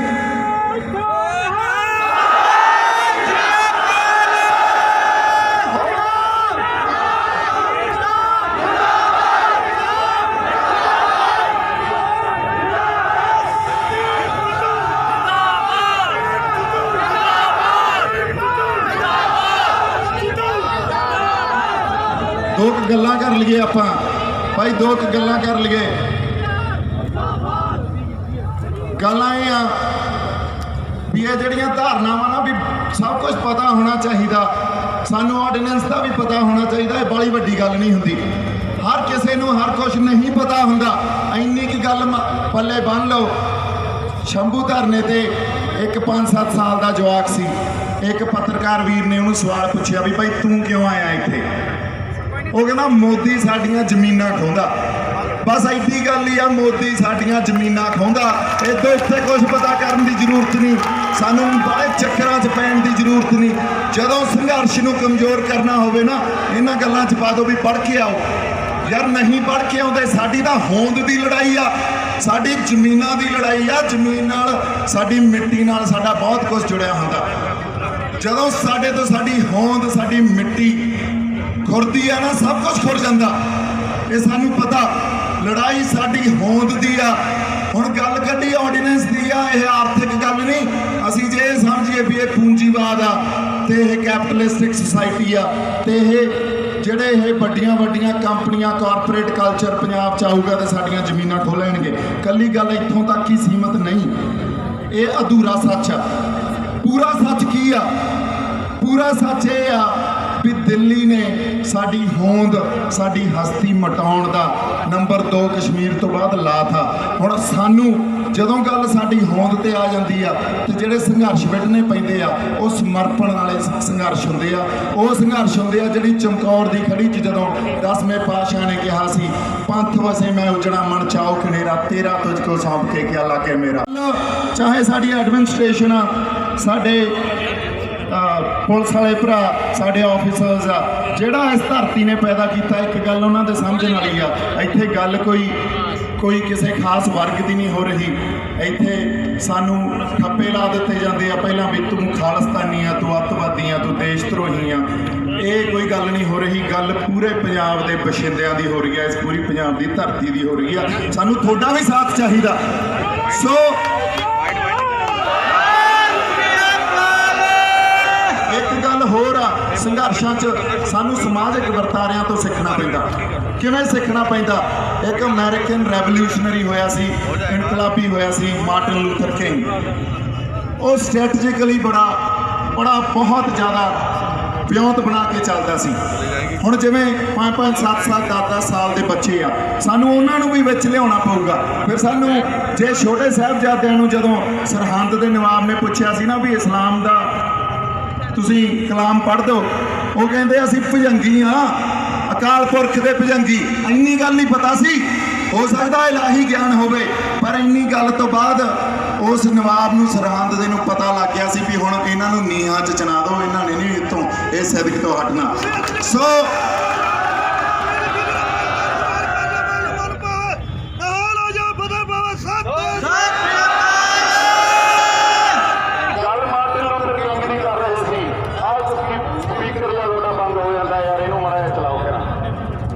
ਦੇਖਿਓ ਕਿੱਥੋਂ ਚੱਲਦਾ ਚੱਲ ਪਿਆ। ਅੱਛਾ, ਗੱਲ ਮਾਰਟਨ ਲੂਥਰ ਕਿੰਗ ਦੀ ਕਰ ਰਹੇ ਸੀ, ਉਹ ਬੱਚਿਆਂ ਨੂੰ ਵੀ ਨਾਲ ਲਾ ਲੈਂਦਾ ਸੀ, ਉਹ ਸਾਡੀਆਂ ਭੈਣਾਂ ਨੂੰ ਵੀ ਆਪਦੀਆਂ ਨੂੰ ਉੱਥੋਂ ਦੀਆਂ ਜਿਹੜੀਆਂ ਕੁੜੀਆਂ ਸੀ ਉਹਨਾਂ ਨੂੰ ਨਾਲ ਲੈ ਲੈਂਦਾ ਸੀ। ਕਿਉਂਕਿ ਤੁਸੀਂ ਜਦੋਂ ਕੋਈ ਸੰਘਰਸ਼ ਲੜਨਾ, ਤੁਸੀਂ ਵੱਧ ਤੋਂ ਵੱਧ ਲੋਕਾਂ ਨੂੰ ਲਾਮਬੰਦ ਕਰਨਾ, ਇਹ ਬਹੁਤ ਜ਼ਰੂਰੀ ਹੁੰਦਾ। ਘੱਟ ਤੋਂ ਘੱਟ ਲੋਕਾਂ ਦੀ એનર્ਜੀ ਲੱਗੇ, ਵੱਧ ਤੋਂ ਵੱਧ ਲੋਕ ਲਾਮਬੰਦ ਹੋਣ। ਤੁਹਾਡੀ ਰੈਜ਼ਿਸਟੈਂਸ ਜਿੰਨਾ ਚਿਰ ਪੈਸਿਵ ਰਹੂਗੀ, ਐਕਟਿਵ ਨਹੀਂ ਹੋਊਗੀ, ਉਦੋਂ ਤੱਕ ਸੰਘਰਸ਼ ਬਹੁਤ ਵੱਡਾ ਲਾਮਬੰਦ ਤਰੀਕੇ ਨਾਲ ਲੜਿਆ ਜਾ ਸਕਦਾ। ਉਹਨੂੰ ਪਤਾ ਸੀ, ਹੁਣ ਉਹ ਬੱਚਿਆਂ ਨੂੰ ਕੋਈ ਪੜ੍ਹਾ ਕੇ ਥੋੜੀ ਲਿਆਉਂਦੇ ਸੀ। ਅਸੀਂ ਕਹੀਏ ਯਾਰ ਆਪਦੇ ਬੱਚੇ ਕਿਉਂ ਲੈ ਕੇ ਆਈਏ, ਇਹਨਾਂ ਤੋਂ ਆਰਡੀਨੈਂਸ ਬਾਰੇ ਪਤਾ ਹੀ ਨਹੀਂ। ਉਹ ਯਾਰ ਨਹੀਂ ਪਤਾ, ਇੰਨਾ ਹੀ ਪਤਾ ਵੀ ਸਾਡੀਆਂ ਜ਼ਮੀਨਾਂ ਖੋਹਦਾ ਮੋਦੀ। ਜਦੋਂ ਸਰਕਾਰਾਂ ਬੱਚਿਆਂ ਤੇ ਜ਼ੁਲਮ ਕਰਨਗੀਆਂ ਤਾਂ ਇਹ ਇੰਟਰਨੈਸ਼ਨਲ ਲੈਵਲ ਤੇ ਸੰਘਰਸ਼ ਬਣ ਜਾਊਗਾ। ਸਾਨੂੰ ਸਮਰਪਣ ਦੇਣਾ ਪੈਣਾ, ਸਾਡੇ ਘਰਾਂ ਦਾ ਵੀ ਦੇਣਾ ਪੈਣਾ, ਸਾਡੇ ਬੱਚਿਆਂ ਦਾ ਵੀ ਦੇਣਾ ਪੈਣਾ, ਆਪਦੇ ਸਿਰ ਵੀ ਦੇਣੇ ਪੈਣੇ ਆ, ਸਾਡੇ ਪਰਿਵਾਰਾਂ ਨੂੰ ਵੀ ਝੁਕਣਾ ਪੈਣਾ। ਇਹ ਗੱਲ ਜਦੋਂ ਤੱਕ ਸਾਡੇ ਸਮਝ 'ਚ ਨਹੀਂ ਆਉਂਦੀ, ਅਸੀਂ ਇਕੱਲੇ ਨੌਜਵਾਨਾਂ ਨੂੰ ਵਿਗਾੜਦੇ ਰਹਿੰਦੇ ਆ, ਪਰ ਗੱਲ ਗਾਂਹ ਦੀ ਆ, ਇਹ ਸਮਝਣ ਵਾਲੀ ਗੱਲ ਆ ਸਾਡੇ ਲਈ। ਹੁਣ ਅਗਲੀ ਗੱਲ ਜਿਹੜੀ ਸਾਡੇ ਲਈ ਸਮਝਣੀ ਬਹੁਤ ਜ਼ਰੂਰੀ ਆ, ਜਿੰਨੇ ਕੁ ਲੋਕਾਂ ਦੇ ਕੰਨਾਂ 'ਚ ਪੈਂਦੀ ਆ ਉਨਾ ਹੀ ਚੰਗਾ, ਵੀ ਜਿਹੜੀ ਸਾਡੀ ਲੜਾਈ ਆ ਉਹ ਕੱਲੀ ਕਾਰਪੋਰੇਟਸ ਦੇ ਨਾਲ ਲੜਾਈ ਨਹੀਂ ਹੋ ਰਹੀ। ਇੱਥੇ ਲੜਾਈ ਇਹ ਨਹੀਂ ਆ ਵੀ ਉਹ ਕਾਰਪੋਰੇਟ ਖੇਤਰ ਆਊਗਾ ਤੇ ਕਿਸਾਨਾਂ ਤੇ ਆਪਦਾ ਗਲਬਾ ਪਾ ਲੂਗਾ ਤੇ ਸਾਡੀਆਂ ਜ਼ਮੀਨਾਂ ਦੇ ਕੋਲੇ ਕੰਟਰੋਲ ਕਰਨਗੇ, ਸਾਨੂੰ ਦੱਸਣਗੇ ਤੁਸੀਂ ਕਿਹੜੀ ਫਸਲ ਉਗਾਉਣੀ ਆ, ਤੁਸੀਂ ਖਾਣਾ ਕੀ ਆ, ਤੁਸੀਂ ਪਹਿਨਣਾ ਕੀ ਆ, ਤੁਸੀਂ ਦੇਖਣਾ ਕੀ ਆ, ਕਿਹੜੇ ਗਾਣੇ ਸੁਣਨੇ ਆ, ਕਿਹੜਾ ਕੁਛ ਮਾंस ਖਾਣਾ ਕਿ ਨਹੀਂ ਖਾਣਾ। ਗੱਲ ਇੱਥੋਂ ਤੱਕ ਨਹੀਂ ਆ। ਅਸੀਂ ਇਹ ਲੜਾਈ ਲੜ ਰਹੇ ਹਾਂ ਉਸ ਧਿਰ ਦੇ ਖਿਲਾਫ ਜਿਹਦੀ ਵਿਚਾਰਧਾਰਾ ਇੱਕ ਨੇਸ਼ਨ ਬਿਲਡਿੰਗ ਦੀ ਆ, ਤੇ ਉਹ ਨੇਸ਼ਨ ਬਿਲਡਿੰਗ ਦੀਆਂ ਦੇਸ਼ ਇੱਕ ਬਿਲਡ ਕਰਨਾ ਉਹਨਾਂ ਲਈ ਉਹ ਕੀ ਆ, ਉਹ ਕਹਿੰਦੇ ਆ ਵੀ ਜਿਹੜੀ ਵਿਚਾਰਧਾਰਾ ਹਿੰਦੂ ਰਾਸ਼ਟਰ ਦੇ ਰਾਹ 'ਚ ਆਊਗੀ ਉਹਨੂੰ ਖਤਮ ਕਰ ਦਿਓ, ਉਹਨੂੰ ਜਾਂ ਤਾਂ ਐਲੀਮੀਨੇਟ ਕਰ ਦਿਓ ਜਾਂ ਸਿਮੂਲੇਟ ਕਰ ਦਿਓ, ਜਾਂ ਤਾਂ ਉਹਨੂੰ ਮਾਰ ਦਿਓ ਜ਼ੁਲਮ ਤੇ ਜ਼ਬਰ ਨਾਲ, ਜਾਂ ਆਪਦੇ 'ਚ ਮਿਲਾ ਲਓ। ਹੁਣ ਕੁਛ ਲੜਾਈਆਂ ਇਹ ਹੁੰਦੀਆਂ ਜਿਹੜੀਆਂ ਪ੍ਰਗਟ ਰੂਪ 'ਚ ਸਾਨੂੰ ਸਮਝ ਆ ਜਾਂਦੀਆਂ, ਕੁਛ ਲੜਾਈਆਂ ਪ੍ਰਗਟ ਰੂਪ 'ਚ ਨਹੀਂ ਅਦ੍ਰਿਸ਼ ਰੂਪ 'ਚ ਚੱਲਦੀਆਂ ਹੁੰਦੀਆਂ। ਇਸੇ ਕਰਕੇ ਸਾਡੇ ਫਲਸਫੇ ਨੂੰ ਵੀ, ਸਾਡੇ ਗੁਰੂ ਨਾਨਕ ਸਾਹਿਬ ਦੇ ਫਲਸਫੇ ਨੂੰ, ਕਿਉਂਕਿ ਪੰਜਾਬ ਨੂੰ ਗੁਰੂ ਨਾਨਕ ਸਾਹਿਬ ਦੇ ਫਲਸਫੇ ਤੋਂ ਬਿਨਾਂ, ਪੰਜਾਬ ਨੂੰ ਸਾਡੀ ਕਿਸਾਨੀ ਤੋਂ ਬਿਨਾਂ ਕਲਪਿਆ ਵੀ ਨਹੀਂ ਜਾ ਸਕਦਾ। ਸੋ ਉਹਨਾਂ ਦੀ ਸੱਟ, ਉਹਨਾਂ ਦੀ ਜਿਹੜੀ ਨਿਗਾਹ ਜੇ ਸਾਡੇ ਸ਼੍ਰੀ ਗੁਰੂ ਗ੍ਰੰਥ ਸਾਹਿਬ ਤੇ ਗਈ ਆ, ਉਹ ਗੁਰੂ ਨਾਨਕ ਸਾਹਿਬ ਦੇ ਫਲਸਫੇ ਨੂੰ ਢਾਉਣ ਖਾਤਰ ਗਈ ਆ। ਸੋ ਇਸ ਕਰਕੇ ਗੱਲ ਸਮਝਣੀ ਬੜੀ ਜ਼ਰੂਰੀ ਆ। ਇਹ ਇਕੱਲੀ ਆਰਥਿਕ ਲੜਾਈ ਨਹੀਂ ਆ, ਇਹਦਾ ਇੱਕ ਰਾਜਸੀ ਮੰਤਵ ਜਾਂ ਇੱਕ ਜਿਹੜੀ ਸਰਕਾਰ ਆ ਇਸ ਵੇਲੇ ਸਾਡੇ ਹੁਕਮਰਾਨ ਆ, ਉਹਨਾਂ ਦਾ ਇਹਦੇ 'ਚ ਮੰਤਵ ਦੂਜਾ ਕੀ ਆ। ਨਹੀਂ ਤਾਂ ਜਦੋਂ ਲੋਕ ਲਹਿਰ ਖੜੀ ਹੋ ਜੇ ਤੇ ਸਰਕਾਰ ਕਈ ਵਾਰੀ ਹਿੱਲ ਜਾਂਦੀ ਹੁੰਦੀ ਆ। ਸਰਕਾਰ ਫॉर ਟਾਈਮ ਬੀਇੰਗ ਜੇ ਇਕੱਲੀ ਆਰਥਿਕ ਗੱਲ ਹੁੰਦੀ ਤਾਂ ਹੋ ਸਕਦਾ ਫॉर ਟਾਈਮ ਬੀਇੰਗ ਇਸ ਗੱਲ ਨੂੰ ਵਾਪਸ ਖਿੱਚ ਲੈਂਦੀ ਵੀ ਕੋਈ ਨਹੀਂ, ਫॉर ਟਾਈਮ ਬੀਇੰਗ ਲੋਕਾਂ ਦੇ ਰੋਹ ਨੂੰ, ਲੋਕਾਂ ਦੇ ਉਭਾਰ ਨੂੰ ਅਸੀਂ ਸਮਝ ਕੇ ਇਹਨੂੰ ਪਾਸੇ ਕਰ ਦਈਏ ਤੇ ਸਾਡੀਆਂ ਸਿਰਾਂ ਦੀ ਗਿਣਤੀ ਇਹ ਤੋਂ ਘੱਟ ਹੋਊਗੀ। ਪਰ ਸਰਕਾਰ ਨੇ ਨਹੀਂ ਹਿੱਲਣਾ, ਇਹ ਪਹਿਲਾਂ ਹੀ ਪਤਾ ਸੀ ਮੈਨੂੰ, ਰਾਸ਼ਟਰਪਤੀ ਨੇ ਵੀ ਸਾਈਨ ਕਰ ਦੇਣਾ, ਇਹਨੇ ਲਾਅ ਬਣ ਜਾਣਾ। ਇਸ ਲੈਜਿਸਲੇਸ਼ਨ ਨੂੰ ਅਸੀਂ ਕਾਨੂੰਨੀ ਤੌਰ ਤੇ ਵੀ ਲੜਾਈ ਦੇਵਾਂਗੇ, ਪਰ ਸਾਡੇ ਮੋਰਚੇ ਵੀ ਜਾਰੀ ਰਹਿਣਗੇ, ਕਿਉਂਕਿ ਹਰ ਲੜਾਈ ਹਰ ਮੋਰਚੇ ਤੇ ਜ਼ਰੂਰੀ ਹੁੰਦੀ ਆ। ਸਾਨੂੰ ਪਤਾ ਸਾਨੂੰ ਸੁਪਰੀਮ ਕੋਰਟ ਤੋਂ ਨਿਆਂ ਨਹੀਂ ਮਿਲਣਾ, ਇਹ ਗੱਲ ਪਹਿਲਾਂ ਹੀ ਪਤਾ, ਪਰ ਫਿਰ ਵੀ ਲੜਾਈ ਲੜਨੀ ਪੈਂਦੀ ਆ, ਕਿਉਂਕਿ ਕਈ ਵਾਰੀ ਕਈ ਨੇਕ ਰੂਹ, ਕੋਈ ਨੇਕ ਜੱਜ ਬੈਠਾ ਹੁੰਦਾ ਜਿਹੜਾ ਮਾੜਾ ਮੋਟਾ ਨਿਆਂ ਕਿਤੇ ਦੇ ਜਾਂਦਾ। ਇਸ ਕਰਕੇ ਉਹ ਲੜਾਈ ਵੀ ਲੜਨੀ ਜ਼ਰੂਰੀ ਆ, ਇਹ ਮੋਰਚਿਆਂ ਵਾਲੀ ਲੜਾਈ ਵੀ ਲੜਨੀ ਜ਼ਰੂਰੀ ਆ। ਦੋ ਤਿੰਨ ਗੱਲਾਂ ਬੜੀਆਂ ਜ਼ਰੂਰੀ ਆ ਲੜਾਈ ਲੜਨ ਲਈ, ਦੋ ਤਿੰਨ ਯੂਨੀਵਰਸਲ ਮਤਲਬ ਪ੍ਰਿੰਸੀਪਲ ਆ, ਇਹ ਸਮਝ ਲਓ ਤੁਸੀਂ ਪਹਿਲੀ ਗੱਲ ਸਾਨੂੰ ਇਹ ਪਤਾ ਹੋਵੇ ਸਾਡਾ ਦੁਸ਼ਮਣ ਕੌਣ ਆ। 84 ਤੋਂ ਬਾਅਦ ਕੌਮ ਨੇ ਲੜਾਈ ਲੜੀ। ਅੱਛਾ, ਉਦੋਂ ਸਾਡੇ 'ਚ ਦੋ ਫਾੜ ਰਹੀ, ਸਾਨੂੰ ਇਹ ਨਹੀਂ ਪਤਾ ਸੀ ਸਾਡਾ ਦੁਸ਼ਮਣ ਕੌਣ ਆ। ਜਿਹੜਾ ਕਿਸਾਨ ਜਾਂ ਪਿੰਡਾਂ 'ਚ ਰਹਿਣ ਵਾਲੇ, ਉਹਨਾਂ ਨੂੰ ਤਾਂ ਐਂ ਲੱਗਦਾ ਸੀ ਵੀ ਆ ਦਰਬਾਰ ਸਾਹਿਬ ਤੇ ਅਟੈਕ ਹੋ ਗਿਆ, ਸਾਡੇ ਪੱਲੇ ਕੀ ਰਹਿ ਗਿਆ ਹੁਣ।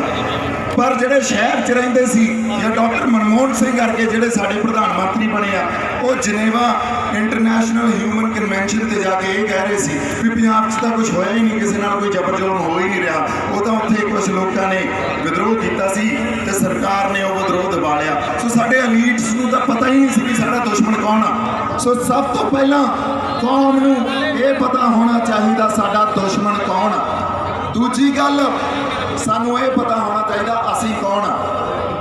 ਅਸੀਂ ਉਦੋਂ ਹੀ ਸਾਡੇ ਆਪ ਨੂੰ ਆਪ ਦੀ ਪਛਾਣ ਹੋ ਸਕੂਗੀ ਜਦੋਂ ਸਾਨੂੰ ਗੁਰੂ ਨਾਨਕ ਸਾਹਿਬ ਦੇ ਫਲਸਫੇ ਦੀ ਪਛਾਣ ਆ, ਜਦੋਂ ਸਾਨੂੰ ਸਰਬੱਤ ਦੇ ਭਲੇ ਦੀ ਪਛਾਣ ਆ, ਜਦੋਂ ਤੱਕ ਸਾਨੂੰ ਮਾਨਸਿਕ ਜਾਤ ਸਭੇ ਇੱਕੋ ਪਹਿਚਾਣ। ਜਿੰਨੇ ਸਾਡੇ ਆੜਤੀ ਹੈ, ਜਿੰਨੇ ਸਾਡੇ ਸਕੂਲ ਹੈ, ਜਿੰਨੇ ਅਸੀਂ ਆ ਸਾਰੇ ਗਵਾਈਏ ਬੈਠੇ ਆ, ਕਿਹੜੇ ਮੂੰਹ ਨਾਲ ਖਾਣੇ ਲਾਵਾਂਗੇ? ਜੇ ਬਗਾਨੇ ਪੁੱਤ ਲੈ ਕੇ ਖੋ ਕੇ ਜ਼ਮੀਨਾਂ, ਉਸ ਤੋਂ ਬਾਅਦ ਕਿਹੜਾ ਮਾਤੜਾ ਜਿਹੜਾ 25 ਲੱਖ ਲਾਊਗਾ? ਉਸ ਤੋਂ ਬਾਅਦ ਕੌਣ ਕਹੂਗਾ ਕਿ ਪਾ ਦਿਓ ਕਰੇ ਆਪਦੇ ਖਾਤੇ 4 ਲੱਖ ਖਾਣਾ ਲਵਾਉਣੇ ਆ? ਸਾਨੂੰ ਵੀ ਸ਼ਰਮ ਆਊਗੀ ਸਾਨੂੰ ਨੂੰ ਖਾਣੇ ਲਾਉਂਦੇ ਨੂੰ। ਫਿਰ ਤਾਂ ਭਰਾ ਬਣ ਕੇ ਆ ਬੇਨਤੀ ਹੋਈ ਆ ਤੁਹਾਡੇ ਚਰਨਾਂ 'ਚ ਸਾਰਿਆਂ ਦੇ, ਖਾਸ ਤੌਰ ਤੇ ਸਾਰੇ ਨੌਜਵਾਨਾਂ ਦੇ, ਕਿ ਆਪਾਂ ਸਾਰੇ ਸਿਆਣੇ ਬਣੀਏ ਤੇ ਸੋਚੀਏ। ਮਿੱਤਰੋ, ਆ ਗਵਾਈਏ ਆ, ਇਹ ਸਮਾਜ ਦਾ ਸ਼ੀਸ਼ਾ ਕਹਿੰਦੇ ਇਹਨਾਂ ਨੂੰ, ਵਿੱਚ ਹੀ ਮੈਂ ਆ। ਔਰ ਇਸ ਵੇਲੇ ਠੋਕ ਕੇ ਕਹਿੰਦੇ ਆ ਕਿ ਭਾਰ ਸਾਰੇ ਲਾ ਲਓ, ਤੁਹਾਡੇ ਸਾਰਿਆਂ ਦਾ ਭਾਰ ਮੇਰਾ ਥੋੜਾ ਹੈ। ਪਰ ਰੌਲਾ ਇਹ ਹੈ, ਜੇ ਸਿਆਣੇ ਬਣ ਕੇ ਚੱਲੋਗੇ ਤੁਹਾਡੇ ਨਾਲ ਹੈ, ਜਿੱਥੋਂ ਤੱਕ ਜਾਓਗੇ ਜਾਵਾਂਗੇ ਉੱਥੋਂ ਤੱਕ।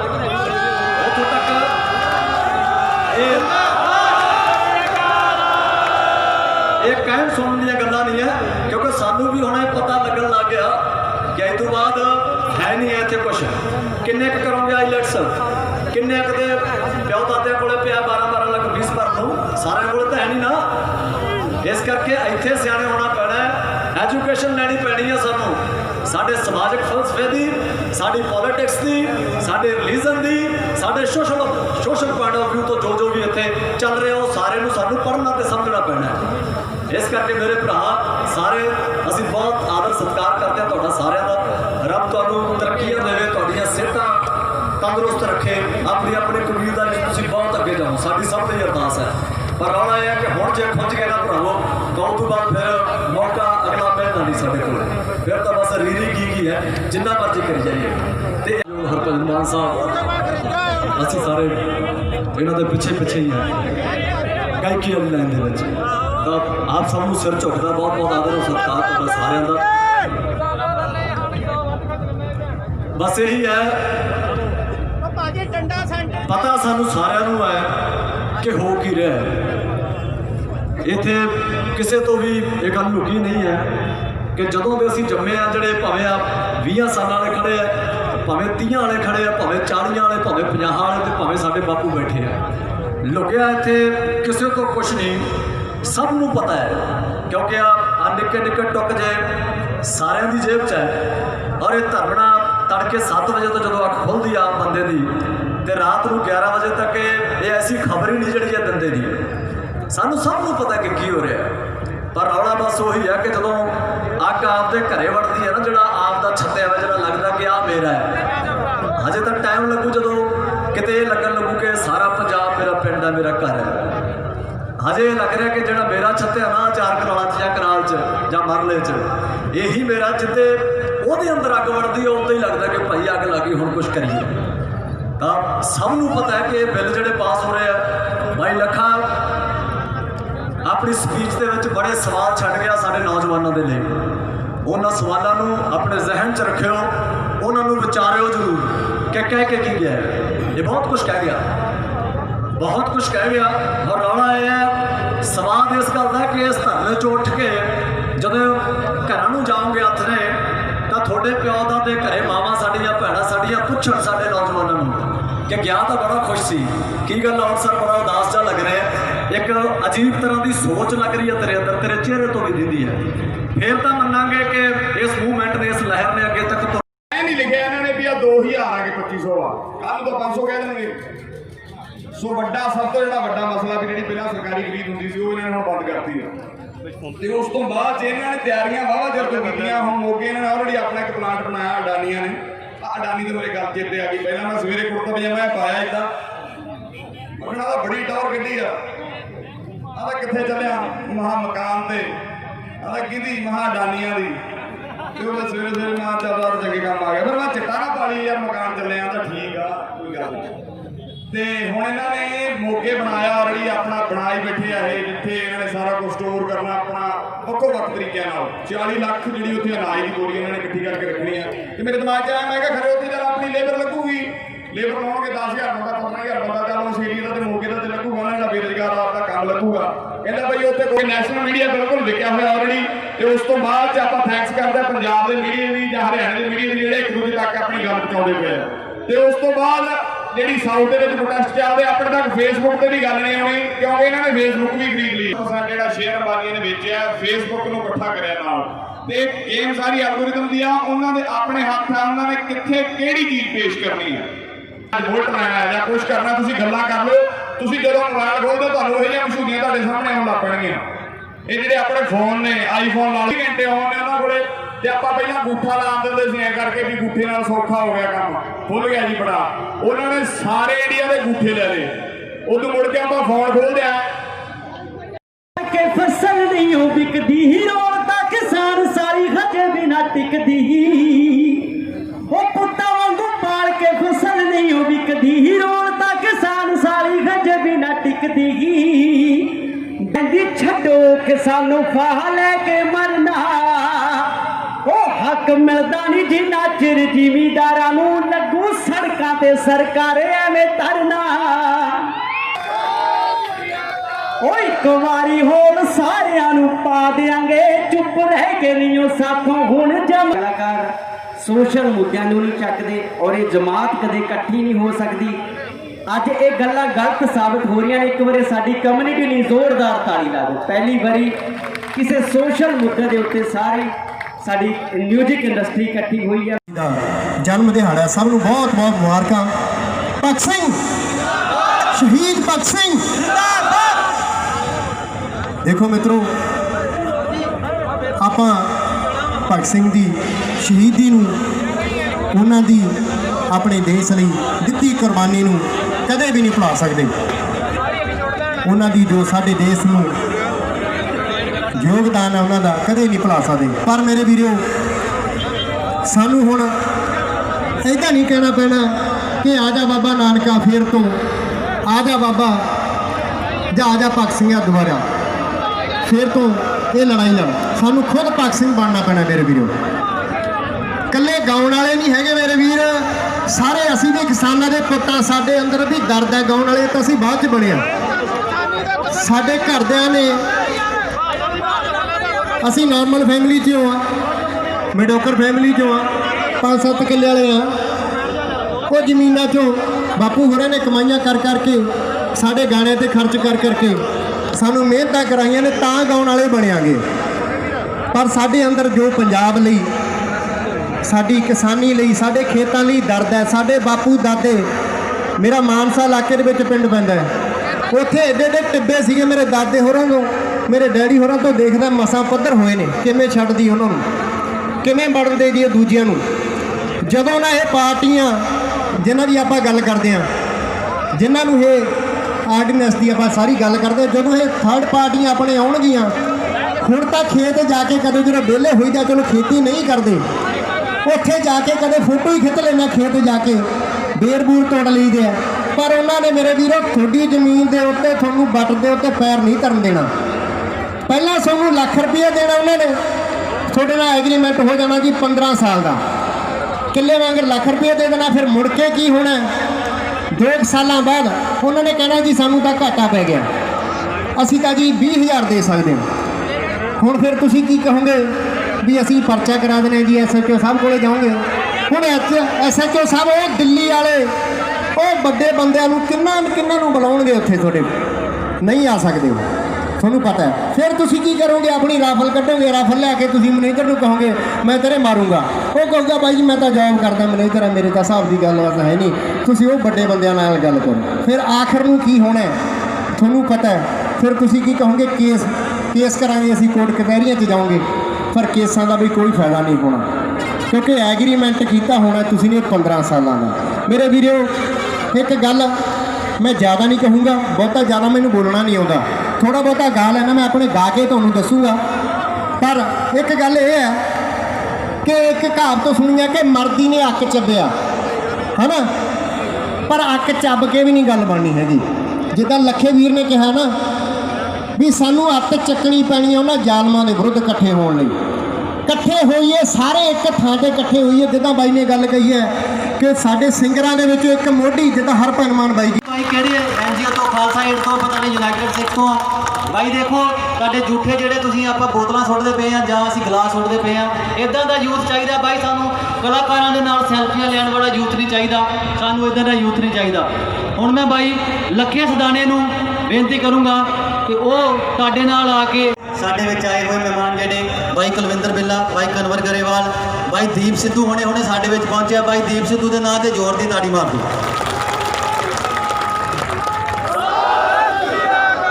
ਬਾਈ ਰਾਜਵੀਰ ਜਵੰਦਾ, ਬਾਈ ਦੀਪ ਸਿੱਧੂ, ਇਹਨਾਂ ਨੇ ਬੜੇ ਲੋਕਾਂ ਦੀਆਂ ਅੱਖਾਂ ਖੋਲਤੀਆਂ ਸੋਸ਼ਲ ਮੀਡੀਆ ਤੇ, ਸਾਡੇ ਵਰਗਿਆਂ ਦੀਆਂ। ਸੋ ਬਹੁਤ ਬਹੁਤ ਧੰਨਵਾਦੀ ਆ ਇਹਨਾਂ ਦਾ, ਬਾਈ ਕਨਵਰ ਗਰੇਵਾਲ, ਬਾਈ ਕੁਲਵਿੰਦਰ ਬਿੱਲੇ ਦਾ ਇੱਕ ਵਾਰੀ ਫੇਰ ਤੋਂ। ਹੁਣ ਮੈਂ ਸਾਡੇ ਵਿੱਚ ਐਨਜੀਓ, ਤੁਸੀਂ ਅਨਮੋਲ ਕੁਆਤਰਾ ਜੀ ਨੂੰ ਜਾਣਦੇ ਹੋ, ਜਿਹੜੇ ਹਰ ਥਾਂ ਤੇ, ਹਰ ਜਗ੍ਹਾ ਤੇ ਹਸਪੀਟਲਾਂ ਦੇ ਵਿੱਚ ਜਾ ਕੇ ਦੀਨ ਦੁਖੀਆਂ ਦੀ ਸੇਵਾ ਕਰਦੇ ਆ। ਅੱਜ ਉਹ ਕਿਸਾਨੀ ਦੇ ਨਾਂ ਦੇ ਹਾਂ ਦਾ ਨਾਰਾ ਮਾਰਨ ਆਏ ਆ। ਸੋ ਬਾਈ ਅਨਮੋਲ ਕੁਆਤਰਾ ਤੁਹਾਡੇ ਨਾਲ ਕੋਈ ਸ਼ਬਦਾਂ ਦੀ ਸਾਂਝ ਪਾਉਣਗੇ। ਬਾਈ ਅਨਮੋਲ ਕੁਆਤਰਾ। ਬਹੁਤ ਬਹੁਤ ਧੰਨਵਾਦ। ਪਹਿਲਾਂ ਤਾਂ ਵਾਹਿਗੁਰੂ ਜੀ ਕਾ ਖਾਲਸਾ, ਵਾਹਿਗੁਰੂ ਜੀ ਕੀ ਫਤਿਹ। ਮੈਂ ਜ਼ਿਆਦਾ ਸਮਾਂ ਨਹੀਂ ਖਰਾਬ ਕਰਨਾ ਚਾਹੁੰਦਾ ਕਿਉਂਕਿ ਮੈਂ ਇਸ ਖੇਤਰ ਦੇ ਨਾਲ ਰਿਲੇਟਡ ਨਹੀਂ ਹੈਗਾ। ਮੇਰਾ ਪਰਿਵਾਰ ਹੈ ਜਿਹੜਾ ਉਹ ਕਿਸਾਨੀ ਦੇ ਨਾਲ ਨਹੀਂ ਜੁੜਿਆ, ਪਰ ਕਿਤੇ ਨਾ ਕਿਤੇ ਪੰਜਾਬ ਦਾ ਖਾ ਕੇ ਅਸੀਂ ਵੱਡੇ ਹੋਏ ਹਾਂ। ਤੇ ਇੱਕ ਜਿਹੜੀ ਪੰਜਾਬ ਦੀ ਸਭ ਤੋਂ ਮੈਨੂੰ ਜਿਹੜੀ ਗੱਲ ਫੀਲ ਹੋਈ ਅੱਜ ਤੱਕ ਉਹ ਇਹ ਹੋਈ ਹੈ ਕਿ ਇੱਥੇ ਹਰ ਬੰਦੇ ਨੂੰ ਇਹ ਲੱਗਦਾ ਕਿ ਮੇਰੇ ਤੋਂ ਸਮਝਦਾਰ ਬੰਦਾ ਕੋਈ ਦੁਨੀਆ ਦੇ ਵਿੱਚ ਹੈ ਨਹੀਂ। ਤਾਂ ਇੱਥੇ ਹਰ ਬੰਦਾ ਆਪਣੇ ਆਪਣੇ ਵਿਚਾਰਾਂ ਦੇ ਨਾਲ ਆਪਣੇ ਆਪ ਨੂੰ ਅੱਗੇ ਲਾ ਕੇ ਜਿਹੜੇ ਕਹਿੰਦਾ ਕਿ ਬਸ ਮੇਰੀ ਹੀ ਗੱਲ ਸੁਣੋ, ਬਾਕੀ ਸਾਰਿਆਂ ਦੀ ਨਾ ਸੁਣੋ। ਤਾਂ ਮੈਂ ਇੱਥੇ ਇੱਕ ਗੱਲ ਜਿਹੜੀ ਮੇਨ ਨੋਟਿਸ ਕਰ ਰਿਹਾ ਪਿਛਲੇ 5 ਦਿਨਾਂ ਤੋਂ, ਉਹ ਮੈਂ ਕਹਿਣਾ ਚਾਹੁੰਦਾ ਤੇ ਸਾਰੇ ਵੀਰ ਜਿਹੜੇ ਇੱਥੇ ਸਟੇਜ ਤੇ ਵੀ ਬੈਠੇ ਨੇ ਉਹਨਾਂ ਦੇ ਚਰਨਾਂ 'ਚ ਵੀ ਬੇਨਤੀ ਹੈ ਕਿ ਇੱਕ ਕੱਟ ਹੁਣ ਅਗਲੇ ਦਿੱਲੀ ਵੱਲ ਨੂੰ ਕਰਨਾ ਚਾਹੀਦਾ ਸਾਨੂੰ। ਪੰਜਾਬ ਦੇ ਵਿੱਚ ਅਸੀਂ ਮੀਡੀਆ ਦੇ ਰਾਹੀਂ ਦਿੱਲੀ ਤੱਕ ਇਹ ਖਬਰਾਂ ਜਾ ਰਹੀਆਂ, ਪਰ ਉਹਨਾਂ ਨੂੰ ਹਜੇ ਤੱਕ ਇੰਨਾ ਸੇਕ ਨਹੀਂ ਲੱਗ ਰਿਹਾ। ਤਾਂ ਮੈਨੂੰ ਲੱਗਦਾ ਕਿ ਮੈਂ ਆਪਣੀ ਕੋਈ ਇੱਥੇ ਤੁਹਾਨੂੰ ਵਿਚਾਰਧਾਰਾ ਦੇਵਾਂ ਕਿਸਾਨੀ ਦੇ ਬਾਰੇ, ਜੇ ਹੀ ਤੁਸੀਂ ਲੱਖੇ ਬਾਈ ਨੂੰ ਜਾਂ ਕਨਵਰ ਬਾਈ ਨੂੰ ਜਾਂ ਦੀਪ ਸਿੱਧੂ ਬਾਈ ਨੂੰ, ਜਿਹੜੇ ਬਹੁਤ ਜ਼ਿਆਦਾ ਇਹਨਾਂ ਪਰਿਵਾਰਾਂ ਦੇ ਜਿਨ੍ਹਾਂ ਦਾ ਪਿਛੋਕੜ ਹੀ ਸਾਰਾ ਦਾਦੇ ਪੜਦਾਦੇ ਅੱਗੋਂ ਪਰਿਵਾਰ ਕਿਸਾਨੀ ਦੇ ਨਾਲ ਜੁੜਿਆ, ਜਿਵੇਂ ਬਾਵੇ ਵੀਰ ਦੇ ਅੰਦਰ ਜੋ ਦਰਦ ਹੈ ਜਾਂ ਜਿਹੜੇ ਵਿਚਾਰਧਾਰਾ ਦੇ ਨਾਲ ਉਹ ਗੱਲ ਕਰ ਸਕਦੇ ਨੇ ਜਾਂ ਜਿਹੜੇ ਤੁਕਾਂ ਤੇ ਉਹ ਗੱਲ ਕਰ ਸਕਦੇ ਨੇ, ਉਸ ਤੁਕ ਤੇ ਅਸੀਂ ਨਹੀਂ ਗੱਲ ਕਰ ਸਕਦੇ। ਅਸੀਂ ਸਿਰਫ ਉਹਨਾਂ ਨੂੰ ਫੋਲੋ ਕਰਨਾ ਜਾਣਦੇ ਹਾਂ। ਅਸੀਂ ਸਿਰਫ ਦੀਪ ਸਿੱਧੂ ਬਾਈ ਨੂੰ ਸੁਣਦੇ ਹਾਂ ਜਾਂ ਕਨਵਰ ਬਾਈ ਨੂੰ ਸੁਣਦੇ ਹਾਂ। ਇਹਨਾਂ ਦੀ ਗੱਲਾਂ ਸੁਣ ਕੇ ਸਾਨੂੰ ਇਹ ਲੱਗਦਾ ਕਿ ਇਹ ਜੋ ਕਹਿ ਰਹੇ ਨੇ ਸਹੀ, ਅਸੀਂ ਇਹਨਾਂ ਦੇ ਮਗਰ, ਨਾ ਕਿ ਮੈਂ ਮਾਈਕ ਫੜ ਕੇ ਨਹੀਂ ਮੇਰੀ ਗੱਲ ਜ਼ਿਆਦਾ ਵਧੀਆ ਲੱਗੀ, ਮੇਰੇ ਤਾੜੀਆਂ ਗੱਲ ਤੇ ਜ਼ਿਆਦਾ ਵੱਜਣ, ਬਾਈ ਦੀ ਗੱਲ ਤੇ ਘੱਟ ਵੱਜਣ। ਨਹੀਂ, ਮੈਂ ਸਿਰਫ ਇਹਨਾਂ ਦਾ ਫੋਲੋਵਰ ਹਾਂ। ਮੈਂ ਇੱਥੇ ਫੋਲੋਵਰ ਬਣ ਕੇ ਆਇਆ ਤੇ ਜੋ ਇਹਨਾਂ ਦਾ ਡਿਸੀਜਨ ਹੋਇਆ ਆਉਣ ਵਾਲੇ ਟਾਈਮ ਦੇ ਵਿੱਚ ਕਿ ਅਨਮੋਲ ਇੱਥੇ ਕਰਨਾ ਜਾਂ ਯੂਥ ਨੂੰ ਆਹ ਡਿਸੀਜਨ ਹੈ, ਸਾਡੀ ਸਾਰੀ ਟੀਮ, ਸਾਡਾ ਸਾਰਾ ਪਰਿਵਾਰ ਤੇ ਸਾਡੇ ਸਰੀਰ ਦਾ ਇੱਕ ਇੱਕ ਖੂਨ ਦਾ ਕਤਰਾ ਬਾਈ ਹੋਣਾ ਦੇ ਨਾਲ। ਤੇ ਜਿੱਦਾਂ ਇਹ ਕਹਿਣਗੇ, ਜੋ ਇਹਨਾਂ ਦਾ ਡਿਸੀਜਨ ਹੋਏਗਾ ਉਹ ਅਸੀਂ ਉਹਨਾਂ ਨਾਲ ਸਹਿਮਤ ਹੋਵਾਂਗੇ। ਤੇ ਬਹੁਤ ਬਹੁਤ ਧੰਨਵਾਦ ਇੱਥੇ ਸਾਰੇ ਵੀਰਾਂ ਦਾ ਆਉਣ ਲਈ, ਖਾਸ ਕਰ ਜਿਹੜੇ ਇੱਥੇ ਵੀਰ ਸੇਵਾ ਕਰ ਰਹੇ ਨੇ, ਸਾਰੀਆਂ ਐਨਜੀਓ ਜਿਨ੍ਹਾਂ ਨੂੰ ਮੈਂ ਇੱਥੇ ਦੇਖ ਰਿਹਾ, ਹੱਥ ਜੋੜ ਕੇ ਤੁਹਾਡਾ ਧੰਨਵਾਦ ਕਿ ਇੰਨੀ ਗਰਮੀ ਦੇ ਵਿੱਚ ਤੁਸੀਂ ਜਿਹੜੀ ਸੇਵਾ ਕਰ ਰਹੇ ਹੋ। ਤੇ ਇੱਥੇ ਸਾਰੇ ਕਲਾਕਾਰਾਂ ਦਾ ਇੱਕ ਵਾਰ ਫਿਰ ਧੰਨਵਾਦ। ਤੁਸੀਂ ਇੱਕ ਗੱਲ ਹੋਰ ਨੋਟਿਸ ਕਰਿਓ ਕਿ ਇਤਿਹਾਸ ਦੇ ਵਿੱਚ ਪਹਿਲੀ ਵਾਰੀ ਹੋਇਆ ਜਿੱਥੇ ਮੰਚ ਤੇ ਇੰਨੇ ਸਾਰੇ ਕਲਾਕਾਰ ਇਕੱਠੇ ਹੋ ਕੇ ਇੱਕ ਚੀਜ਼ ਦਾ ਰੋਸ ਪ੍ਰਗਟ ਕਰ ਰਹੇ ਨੇ। ਇਹ ਬਹੁਤ ਵੱਡੀ ਗੱਲ ਹੈ ਪੰਜਾਬ ਲਈ, ਕਿਉਂਕਿ ਇੱਥੇ ਹਰ ਸਿੰਗਰ, ਹਰ ਜਿਹੜਾ ਚਿਹਰਾ ਹੁੰਦਾ ਉਹ ਇੱਕੋ ਗੱਲ ਸੋਚਦਾ ਕਿ ਮੈਂ ਕੰਟਰੋਵਰਸੀ ਦੇ ਵਿੱਚ ਕਿਉਂ ਆਵਾਂ, ਮੈਂ ਆਪਣਾ ਕਰੀਅਰ ਰਿਸਕ ਦੇ ਵਿੱਚ ਕਿਉਂ ਪਾਵਾਂ। ਪਰ ਬਾਵੇ ਵੀਰ ਨੇ ਸ਼ੁਰੂਆਤ ਕਰਕੇ ਸ਼ਰੇਆਮ ਆਪਣਾ ਕਰੀਅਰ ਤੇ ਆਪਣਾ ਸਭ ਕੁਝ ਦਾਅ ਤੇ ਲਾਇਆ, ਕਿਉਂਕਿ ਇਹ ਬਾਈ ਜਿਹੜੀਆਂ ਗੱਲਾਂ ਇਸ ਸਟੇਜ ਤੇ ਕਰਨੀਆਂ, ਇਹ ਅੰਦਰ ਬੈਠੇ ਮਹਿਲ ਵਾਲਿਆਂ ਦੇ ਵਿੱਚ ਨਾਮ ਨੋਟ ਹੋ ਜਾਂਦੇ ਕਿ ਆਹ ਬੰਦਾ ਇਹ ਕੁਝ ਬੋਲ ਕੇ ਗਿਆ। ਤਾਂ ਅਸੀਂ ਇਹ ਬਿੱਲ ਦੇ ਵਿਰੋਧੀ ਹਾਂ ਤੇ ਇਹਨਾਂ ਦੇ ਖਿਲਾਫ ਆ। ਜਦੋਂ ਤੱਕ ਇਹ ਕੋਈ ਫੈਸਲਾ ਨਹੀਂ ਲੈਂਦੇ ਅਸੀਂ ਉਦੋਂ ਤੱਕ ਵਿਰੋਧ ਕਰਦੇ ਰਹਾਂਗੇ। ਬਹੁਤ ਬਹੁਤ ਧੰਨਵਾਦ। ਵਾਹਿਗੁਰੂ ਜੀ ਕਾ ਖਾਲਸਾ, ਵਾਹਿਗੁਰੂ ਜੀ ਕੀ ਫਤਿਹ। ਬਹੁਤ ਬਹੁਤ ਧੰਨਵਾਦ ਬਾਈ ਅਨਮੋਲ ਕੁਆਤਰਾ ਜੀ ਦਾ। ਸਰਕਾਰੇ ਪਿਛਲੇ ਦਿਨੀ ਮੈਂ ਇੱਕ ਆਵਾਜ਼ ਕਿਸਾਨਾਂ ਦੇ ਰੂਪ ਵਿੱਚ ਜਿਹੜੀ ਕੱਢੀ ਆ ਕਿਸਾਨਾਂ ਦੇ ਹੱਕ 'ਚ ਆਵਾਜ਼। ਸੋ ਸਰਕਾਰਾਂ ਦੇ ਵਿਰੁੱਧ ਉਹ ਗੀਤ ਵੀ ਮੈਂ ਦੋ ਬੋਲ ਹਾਜ਼ਰ ਕਰੂੰਗਾ। ਉਸ ਤੋਂ ਪਹਿਲਾਂ ਨਾਰੇ ਸਾਰੇ ਜਾਣੇ ਮੇਰੇ ਨਾਲ ਰਲ ਕੇ ਲਾਇਓ, ਇਨਕਲਾਬ ਇਨਕਲਾਬ ਇਨਕਲਾਬ। ਬਖਸ਼ਿਓ ਤੇਰੀ ਸੋਚ ਤੇ, ਬਖਸ਼ਿਓ ਤੇਰੀ ਸੋਚ ਤੇ। ਸੋ ਇਹ ਜਿਹੜਾ ਨਾਰੇ ਵਾਲਾ ਜੋਸ਼ ਆ, ਇਹ ਅਸਲ ਦੇ ਵਿੱਚ ਵੀ ਸਾਡੇ ਅੰਦਰ ਹੀ ਰਹਿਣਾ ਚਾਹੀਦਾ। ਜਦੋਂ ਘਰੇ ਜਾਓ ਉਦੋਂ ਵੀ ਤੁਹਾਨੂੰ ਇਹ ਨਾਰੇ ਸੌਣ ਨਾ ਦੇਣ, ਕੱਲ ਨੂੰ ਵੀ ਨਾ ਸੌਣ ਦੇਣ, ਪਰਸੋਂ ਨੂੰ ਵੀ ਨਾ ਸੌਣ ਦੇਣ, ਤਾਂ ਕੁਝ ਹੋ ਸਕਦਾ। ਜੇ ਭਰਾਵੋ ਆਪਾਂ ਐ ਆ ਗਏ ਵੀ ਅੱਜ ਸਵਾਦ ਲੈਣ ਨੂੰ ਆ ਗਏ, 2-4 ਫੋਟੋਆਂ ਖਿੱਚੀਆਂ ਜਾਣੀਆਂ ਨੇ ਕਲਾਕਾਰਾਂ ਨਾਲ, 2-4 ਵੀਡੀਓ ਬਣ ਜਾਣੇ ਨੇ, ਫੇਰ ਇਹ ਕੋਈ ਤੰਤ ਵਾਲੀ ਗੱਲ ਨਹੀਂ।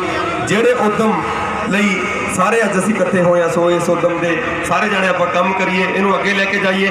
ਸੋ ਇੱਕ ਗੀਤ ਮੈਂ ਬੋਲ ਕੇ ਉਹ ਤੁਹਾਡੇ ਨਾਲ ਸਾਂਝੀਆਂ ਕਰੂੰਗਾ, ਉਹਦੀਆਂ ਸਤਰਾਂ, ਤੇ ਉਸ ਤੋਂ ਬਾਅਦ ਫਿਰ ਮੈਂ ਇਜਾਜ਼ਤ ਲਊਂਗਾ, ਕਿਉਂਕਿ ਬਹੁਤ ਸਾਰੇ ਬੁਲਾਰੇ ਇਸ ਮਾਧਿਅਮ ਤੋਂ ਤੁਹਾਡੇ ਨਾਲ ਆਪਣੇ ਵਿਚਾਰ ਸਾਂਝੇ ਕਰਨਗੇ। ਉਹ ਗੀਤ ਸੀ, ਹੱਕਾਂ ਤੇ ਵੀ ਜ਼ੋਰ ਦੇ ਲਈਏ, ਬੜਾ ਹੈ ਦੇ ਲਿਆ ਬੜਕਾਂ ਤੇ, ਰੋਜ਼ ਰੋਜ਼ ਨਹੀਂ ਲਹਿਰਾਂ ਉੱਠਦੀਆਂ, ਆ ਜਾਓ ਮੁੰਡਿਓ ਸੜਕਾਂ ਤੇ, ਰੋਜ਼ ਰੋਜ਼ ਨਹੀਂ ਲਹਿਰਾਂ ਉੱਠਦੀਆਂ, ਆ ਜਾਓ ਮੁੰਡਿਓ ਸੜਕਾਂ ਤੇ, ਢਿੱਡ ਭਰਦੇ ਨਹੀਂ ਜਵਾਕਾਂ ਦੇ, ਤੇਰੇ ਰੋਜ਼ ਰੋਜ਼ ਦੇ ਲਾਰੇ ਨਹੀਂ, ਤੇਰਾ ਵਾਹ ਪਿਆ ਏ ਕਿਹਦੇ ਨਾਲ ਤੈਨੂੰ ਦੱਸਾਂਗੇ ਸਰਕਾਰੇ ਨਹੀਂ, ਤੇਰਾ ਵਾਹ ਪਿਆ ਏ ਕਿਹਦੇ ਨਾਲ ਤੈਨੂੰ ਦੱਸਾਂਗੇ ਸਰਕਾਰੇ ਨਹੀਂ। ਸਾਲੇ ਨੌਕਰ ਸਮਝੀ ਬੈਠੇ ਨੇ, ਸਾਲੇ ਨੌਕਰ ਸਮਝੀ ਬੈਠੇ ਨੇ, ਕਿਉਂ ਖੇਤਾਂ ਦੇ ਰਾਜਿਆਂ ਨੂੰ, ਪਿਛਲੇ ਵੀ ਜ਼ਖਮ ਨੇ ਹਰੇ ਹਲੇ, ਰੋਈਏ ਕੀ ਬਹਿ ਕੇ ਤਾਜ਼ਿਆਂ ਨੂੰ, ਪਿਛਲੇ ਵੀ ਜ਼ਖਮ ਨੇ ਹਰੇ ਹਲੇ, ਰੋਈਏ ਕੀ ਬਹਿ ਕੇ ਤਾਜ਼ਿਆਂ ਨੂੰ, ਦੇਣਾ ਸਭ ਦਾ ਤੈਨੂੰ ਹਿਸਾਬ ਪਊ, ਜਿਹੜੇ ਆਖ ਖਾੜਕੂ ਮਾਰੇ ਨਹੀਂ, ਤੇਰਾ ਵਾਹ ਪਿਆ ਏ ਕਿਹਦੇ ਨਾਲ ਤੈਨੂੰ ਦੱਸਾਂਗੇ ਸਰਕਾਰੇ ਨਹੀਂ, ਤੇਰਾ ਵਾਹ ਪਿਆ ਏ ਕਿਹਦੇ ਨਾਲ ਤੈਨੂੰ ਦੱਸਾਂਗੇ ਸਰਕਾਰੇ ਨਹੀਂ। ਸੋ ਕਿਸਾਨ ਏਕਤਾ, ਕਿਸਾਨ ਏਕਤਾ।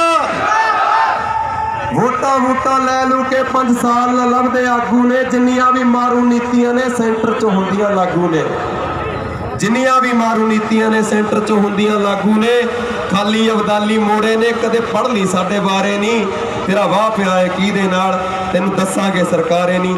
ਸੋ ਸਾਰੇ ਨੌਜਵਾਨਾਂ ਨੂੰ ਇੱਕ ਵਾਰੀ ਫੇਰ ਬੇਨਤੀ ਕਰਦਾ ਆਪਦੇ ਮਾਧਿਅਮ ਤੋਂ, ਜਿਹੜੇ ਸਾਨੂੰ ਕਲਾਕਾਰਾਂ ਨੂੰ ਸੁਣਦੇ ਹੋ, ਫੋਲੋ ਕਰਦੇ ਹੋ, ਮੇਰੇ ਭਰਾ, ਆਪਾਂ ਬਜ਼ੁਰਗਾਂ ਦੇ ਮੋਢੇ ਨਾਲ ਮੋਢਾ ਜੋੜ ਕੇ ਖੜੀਏ ਤੇ ਸਰਕਾਰਾਂ ਨੂੰ ਪਤਾ ਲਾ ਦਈਏ ਵੀ ਸਾਡੇ ਹੱਕ ਕੀ ਨੇ, ਤਾਂ ਹੀ ਸਾਡੇ ਹੱਕ ਹੁਣ ਮੰਗਿਆ ਨਹੀਂ ਮਿਲਣੇ, ਹੁਣ ਖੋਹ ਕੇ ਲੈਣੇ ਪੈਣੇ ਨੇ।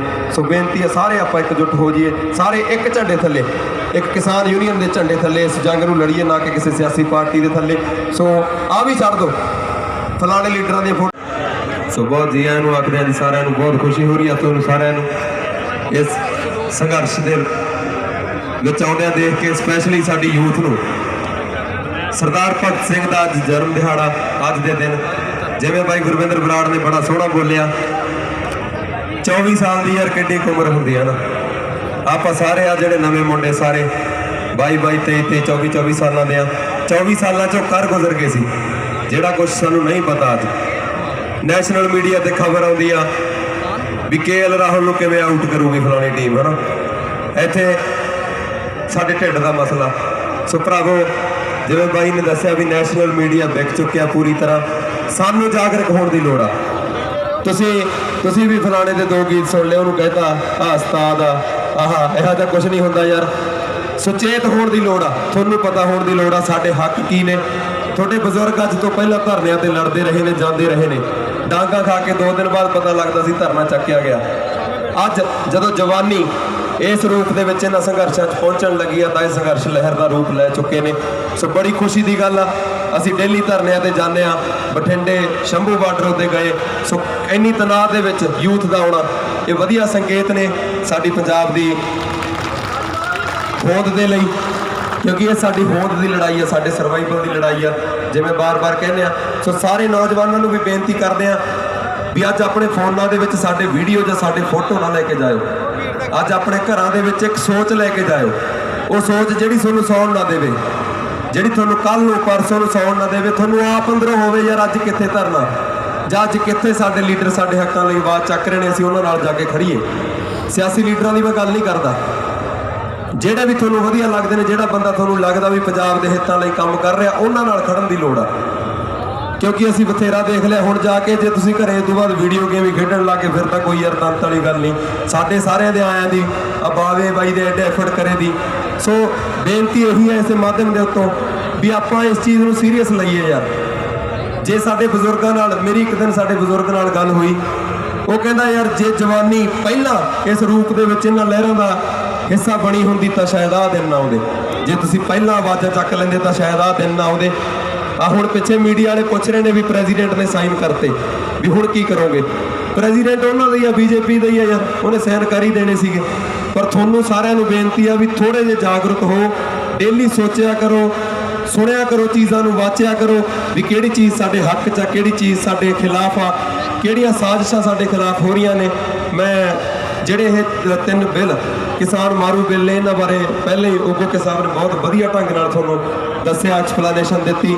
ਸੋ ਬਾਕੀ ਕਿਸਾਨ ਮਾਰੂ ਬਿੱਲ ਨੇ, ਕਿਉਂਕਿ ਤੁਸੀਂ ਦੇਖਿਆ ਹੀ ਆ ਪ੍ਰਾਈਵੇਟ ਸਕੂਲ ਹੁਣ ਖੁੱਲ੍ਹ ਗਏ, ਜਿਵੇਂ ਸਰਕਾਰੀ ਸਕੂਲਾਂ ਦਾ ਕੀ ਹਾਲ ਆ, ਉਹ ਹਾਲ ਹੋਣਾ ਸਾਰੇ ਸਰਕਾਰੀ ਅਦਾਰਿਆਂ ਦਾ। ਭਾਵੇਂ ਖੁੱਲ੍ਹੀ ਮੰਡੀ ਜਦੋਂ ਆ ਜਾਣੀ ਹੈ ਤਾਂ ਸਰਕਾਰੀ ਮੰਡੀਆਂ ਦਾ ਵੀ ਇਹੀ ਹਾਲ ਹੋਣਾ, ਜਾਂ ਸਰਕਾਰੀ ਸੈਕਟਰ ਦਾ ਇਹੀ ਹਾਲ ਹੋ ਜਾਣਾ। ਸਰਕਾਰ ਨੇ ਪਿੱਛੇ ਹੋ ਜਾਣਾ। ਜਿਹੜੇ ਪ੍ਰਾਈਵੇਟ ਨੁਮਾਇੰਦੇ ਨੇ, ਜਿਹੜੇ ਉਹਨਾਂ ਦੀ ਸ਼ੈ ਦੇ ਉੱਤੇ ਸਾਨੂੰ ਖਰੀਦਣਾ ਚਾਹੁੰਦੇ ਨੇ, ਸੋ ਉਹਨਾਂ ਨੇ ਅੱਗੇ ਆ ਜਾਣਾ। ਵੱਡੇ ਵੱਡੇ ਫਾਰਮ, ਵੱਡੀਆਂ ਸੈਲੋ ਬਣ ਜਾਣੇ ਨੇ ਅੰਬਾਨੀ ਅਡਾਨੀਆਂ ਦੇ। ਤੁਸੀਂ ਟਿਫਨ ਚੱਕ ਕੇ ਜਾਇਆ ਕਰਨਾ, ਦਿਹਾੜੀਆਂ ਕਰਨ, ਪਤਾ ਲੱਗਿਆ ਕਰਨਾ ਤੁਹਾਨੂੰ ਉਦੋਂ ਵੀ ਆ ਫਲਾਣੇ ਕਾਲੋ ਸਾਹਿਬ ਆ ਤੁਰੇ ਜਾਂਦੇ ਨੇ ਟਿਫਨ ਲਈ, ਹੈ ਨਾ, ਉੱਥੇ ਦਿਹਾੜੀ ਕਰਨ। ਸੋ ਆਹ ਹਾਲ ਸਾਡੇ ਹੋ ਜਾਣੇ ਨੇ। ਮੇਰੀ ਇਹੀ ਗੁਜ਼ਾਰਿਸ਼ ਆ ਤੁਹਾਨੂੰ ਸਾਰੇ ਭਰਾਵਾਂ ਨੂੰ ਵੀ ਜਾਗੋ ਯਾਰ।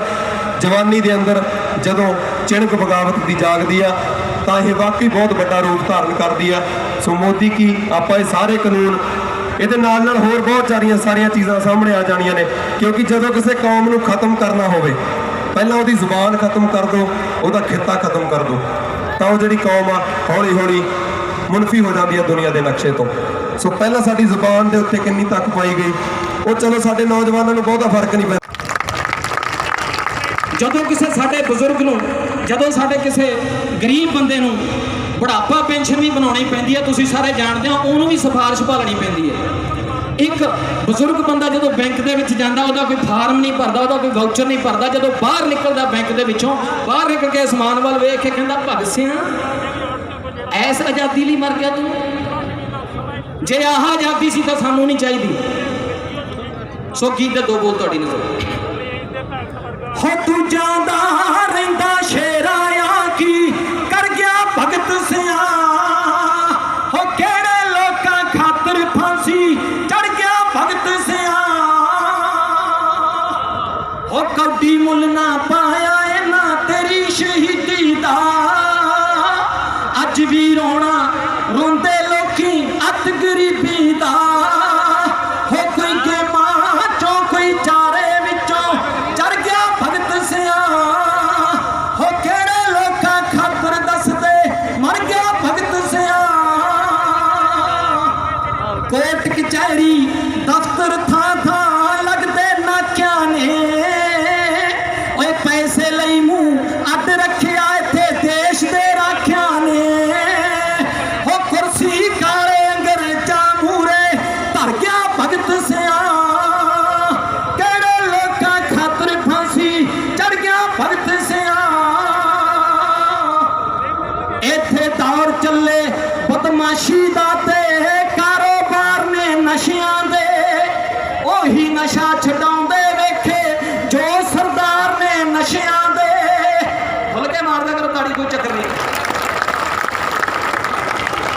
ਉਹੀ ਨਸ਼ਾ ਵਕਾਉਂਦੇ ਇੱਥੇ ਜੋ ਸਰਦਾਰ ਨੇ ਨਸ਼ਿਆਂ ਦੇ, ਘੜਾ ਪਾਪ ਦਾ ਨੱਕੋ ਨੱਕ ਹੁਣ ਭਰ ਗਿਆ ਭਗਤ ਸਿਆ, ਹੋ ਕਿਹੜੇ ਲੋਕਾਂ ਖਾਤਰ ਫਾਂਸੀ ਚੜ ਗਿਆ ਭਗਤ ਸਿਆ, ਗੁਰਵਿੰਦਰ ਬਰਾੜਾ ਸ਼ਾਇਦ ਕੋਈ ਬਦਲਾ ਹੀ ਆ ਜਾਵੇ, ਇਹਨਾਂ ਚਿਰੋਂ ਦਾਸੇ ਚਿਹਰਿਆਂ ਉੱਤੇ ਚਾਹੀ ਆ ਜਾਵੇ, ਹੋ ਸਾਡਾ ਤਾਂ ਹੁਣ ਸਬਰ ਪਿਆਲਾ ਭਰ ਗਿਆ ਭਗਤ ਸਿਆ, ਓਏ ਕਿਹੜੇ ਲੋਕਾਂ ਖਾਤਰ ਫਾਂਸੀ ਚੜ ਗਿਆ ਭਗਤ ਸਿਆ, ਓਏ ਤੂੰ ਜਿਉਂਦਾ ਰਹਿੰਦਾ ਸ਼ੇਰਾ।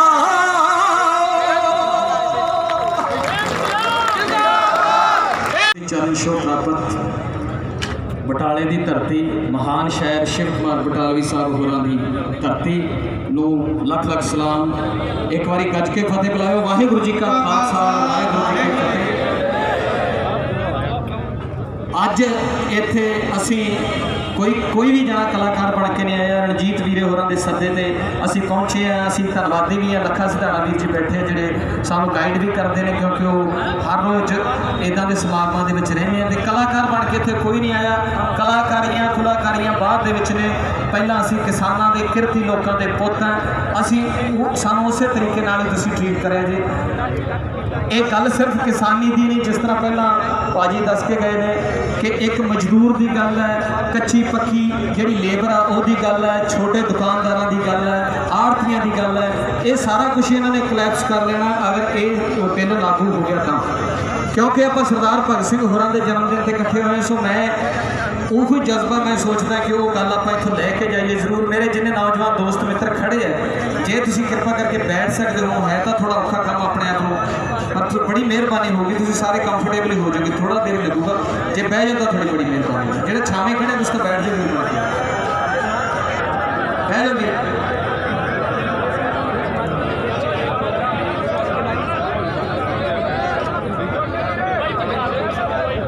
मेरी बेनती है, सारे ही बेनती कर रहे हैं कि वीर बन के बह जाओ, तो बहुत मेहरबानी। पीछे जिन्हें खड़े है तुसी पिछे दरियां भी विछी, हाँ दरियां विछियां हुई बाई जी कहते, तो वीरे बैठ जाओ सारे जने प्लीज।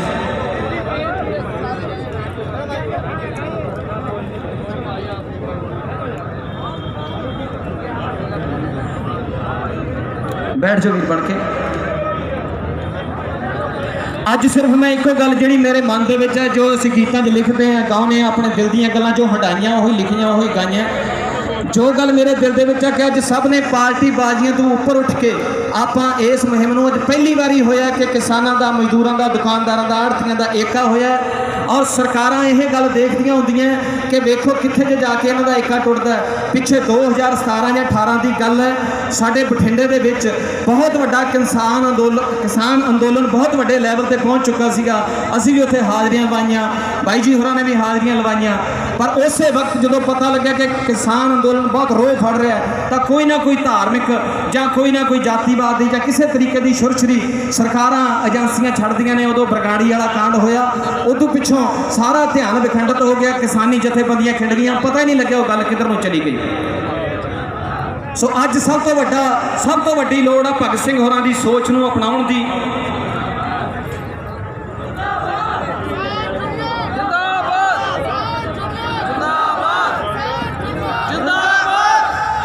ਸੋ ਨਿੱਕੀ ਜੀ ਆਇਆ, ਸਾਡੇ ਜੋ ਵੀ ਬੁਲਾਰੇ, ਜੋ ਵੀ ਮਹਿਮਾਨ ਆ ਰਹੇ ਨੇ, ਸਭ ਤੋਂ ਵੱਡੀ ਲੋੜ ਆ ਭਗਤ ਸਿੰਘ ਹੋਰਾਂ ਦੀ ਸੋਚ ਨੂੰ ਅਪਣਾਉਣ ਦੀ। ਜਿਹੜੇ ਮੇਰੇ ਵੀਰ ਇੱਥੇ ਖੜੇ ਛੋਟੇ, ਕਿਉਂਕਿ ਜਿਸ ਦਿਨ ਸਰਦਾਰ ਭਗਤ ਸਿੰਘ ਹੋਰਾਂ ਨੂੰ ਫਾਂਸੀ ਹੋਈ ਹੈ, 23 ਸਾਲ ਤੇ ਕੁਝ ਮਹੀਨਿਆਂ ਦੀ ਉਮਰ ਸੀ। 28 ਸਤੰਬਰ 1907 ਨੂੰ ਉਹਨਾਂ ਦਾ ਜਨਮ ਹੋਇਆ ਔਰ 1923 ਮਾਰਚ 1931 ਨੂੰ ਉਹਨਾਂ ਨੂੰ ਫਾਂਸੀ ਦੀ ਸਜ਼ਾ ਸੁਣਾਈ ਗਈ। ਮੈਂ ਗੱਲ ਕਰਦਾ ਹੁੰਦਾ ਕਿ ਉਹਨਾਂ ਵੇਲਿਆਂ ਦੇ ਵਿੱਚ ਹੋਰ ਵੀ ਨੌਜਵਾਨਾਂ ਨੇ ਜਨਮ ਲਿਆ ਹੋਊਗਾ। 28 ਸਤੰਬਰ 1907 ਨੂੰ ਬਹੁਤ ਸਾਰੇ ਨੌਜਵਾਨ ਜੰਮੇ ਹੋਣਗੇ। ਉਹਨਾਂ ਵੇਲਿਆਂ ਦੇ ਵਿੱਚ ਲੜਾਈਆਂ, ਪੜਾਈਆਂ, ਵੱਟਾਂ ਦੇ ਰੌਲੇ ਜਿਹੜੇ ਅੱਜ ਤੱਕ ਚੱਲਦੇ ਆ, ਦੁਸ਼ਮਣੀਆਂ, ਡਾਕੂ ਬਥੇਰੇ ਹੋਣਗੇ। ਬਥੇਰੇ ਸਾਡੇ ਉਹ ਬਜ਼ੁਰਗ ਇੱਕ ਦੂਜੇ ਨਾਲ ਲੜ ਮਰ ਕੇ ਗੋਲੀਆਂ ਦਾ ਸ਼ਿਕਾਰ ਹੋ ਕੇ ਚਲੇ ਗਏ। ਕੌਣ ਕਿਸੇ ਨੂੰ ਯਾਦ ਕਰਦਾ? ਯਾਦ ਆਪਾਂ ਕਿਹਨੂੰ ਕਰਦੇ ਆ? ਸਰਦਾਰ ਭਗਤ ਸਿੰਘ ਹੋਰਾਂ ਨੂੰ। ਕੀ ਕਾਰਨ ਹੈ? ਕੀ ਵੱਖਰਾ ਸੀ ਉਹਨਾਂ ਦੇ ਵਿੱਚ? ਉਹਨਾਂ ਦੇ ਵਿੱਚ ਆਹ ਸੋਚ ਵੱਖਰੀ ਸੀ, ਆਹ ਹੀ ਸੋਚ ਵੱਖਰੀ ਸੀ। ਉਹ ਵੀ ਛੋਟੇ ਨੌਜਵਾਨ ਹੀ ਸੀ ਜਿੱਡੇ ਵੀਰੇ ਤੁਸੀਂ ਖੜੇ ਜਿਹੜੇ ਸੈਲਫੀਆਂ ਕਰਾਉਣ ਨੂੰ ਗਾਉਣ ਫਿਰਦੇ ਹੋ। ਅੱਜ ਭਗਤ ਸਿੰਘ ਦਾ ਦਿਨ ਹੈ ਯਾਰ, ਪਲੀਜ਼ ਮਾਫ ਕਰਨਾ। ਅੱਜ ਆਪਣੇ ਤੇ ਬਹੁਤ ਵੱਡਾ ਸੰਕਟ ਆਇਆ ਹੋਇਆ। ਸੋ ਤੁਸੀਂ ਇਹਨੂੰ ਇਹ ਗੱਲ ਲੈ ਕੇ ਜਾਓ। ਬੈਠੇ ਜੱਟ ਥਲੇ ਹੋ, ਹੱਕ ਜਿਨ੍ਹਾਂ ਦੇ ਆਪਣੇ ਆਪੇ ਲੈਣਗੇ ਖੋ। ਵੀਰੋ ਸਾਨੂੰ ਬੜਾ ਚਿਰ ਹੋ ਗਿਆ ਇਹਨਾਂ ਸਰਕਾਰਾਂ ਤੋਂ ਹੱਕ ਮੰਗਦਿਆਂ, ਪਰ ਇਹਨਾਂ ਨੇ ਹੱਕ ਮੰਗਿਆ ਨਹੀਂ ਦਿੱਤੇ। ਜਦੋਂ ਮੰਗਿਆ ਨਾ ਤੇ ਫਿਰ ਖੋਣ ਦਾ ਨਿਸ਼ਚਾ ਕਰ ਲਈਦਾ। ਹੁਣ ਅਸੀਂ ਖੋਣ ਤੇ ਆ ਗਏ ਹਾਂ। ਭਾਰਤੀ ਕਿਸਾਨ ਯੂਨੀਅਨ ਜਿੰਦਾਬਾਦ, ਇਨਕਲਾਬ ਜਿੰਦਾਬਾਦ। ਦੇਸ਼ ਭਰ ਦੇ ਕਿਸਾਨੋਂ ਇੱਕ ਹੋ ਜਾਓ, ਦੇਸ਼ ਭਰ ਦੇ ਕਿਸਾਨੋਂ ਇੱਕ ਹੋ ਜਾਓ। ਮੈਂ ਟਾਈਮ ਥੋੜਾ ਹੋਣ ਕਰਕੇ ਮੈਂ 2 ਮਿੰਟ 'ਚ ਇੱਕ ਕਵਿਤਾ ਪੇਸ਼ ਕਰਨੀ ਹੈ ਜਿਹੜੀ ਕਿਸਾਨੀ ਦੇ ਟੁਕਤੀ ਹੈ। ਤੂੰ ਕਹਿੰਦੀ ਆਲ ਨਾ ਸਾਂਭੇਗਾ, ਤੂੰ ਕਹਿੰਦੀ ਆਲ ਨਾ ਸਾਂਭੇਗਾ, ਜਦ ਦਰਖਤੀ ਉਹਨਾਂ ਕਟਵਾ ਦਿੱਤਾ। ਤੂੰ ਮਰਦਾ ਚੰਦ ਸਿਆਣਾ ਤੇ ਤੇਰਾ ਦੇਸ਼ ਹੀ ਉਹਨਾਂ ਬਤਾ ਦੇਣਾ। ਤੂੰ ਕਹਿੰਦੀ ਆਲ ਨਾ ਸਾਂਭੇਗਾ, ਜਦ ਦਰਖਤੀ ਉਹਨਾਂ ਕਟਵਾ ਦੇਣਾ। ਤੂੰ ਮਰਦਾ ਚੰਦ ਸਿਆਣਾ ਤੇ ਤੇਰਾ ਦੇਸ਼ ਹੀ ਉਹਨਾਂ ਬਤਾ ਦੇਣਾ, ਤੇਰਾ ਦੇਸ਼ ਹੀ ਉਹਨਾਂ ਬਤਾ ਦੇਣਾ।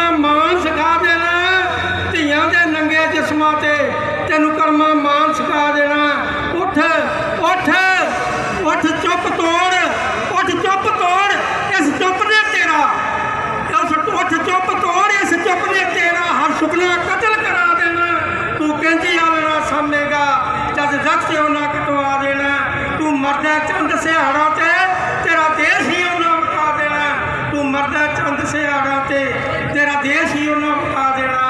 ਵਾਹਿਗੁਰੂ ਜੀ ਕਾ ਖਾਲਸਾ, ਵਾਹਿਗੁਰੂ ਜੀ ਕੀ ਫਤਿਹ।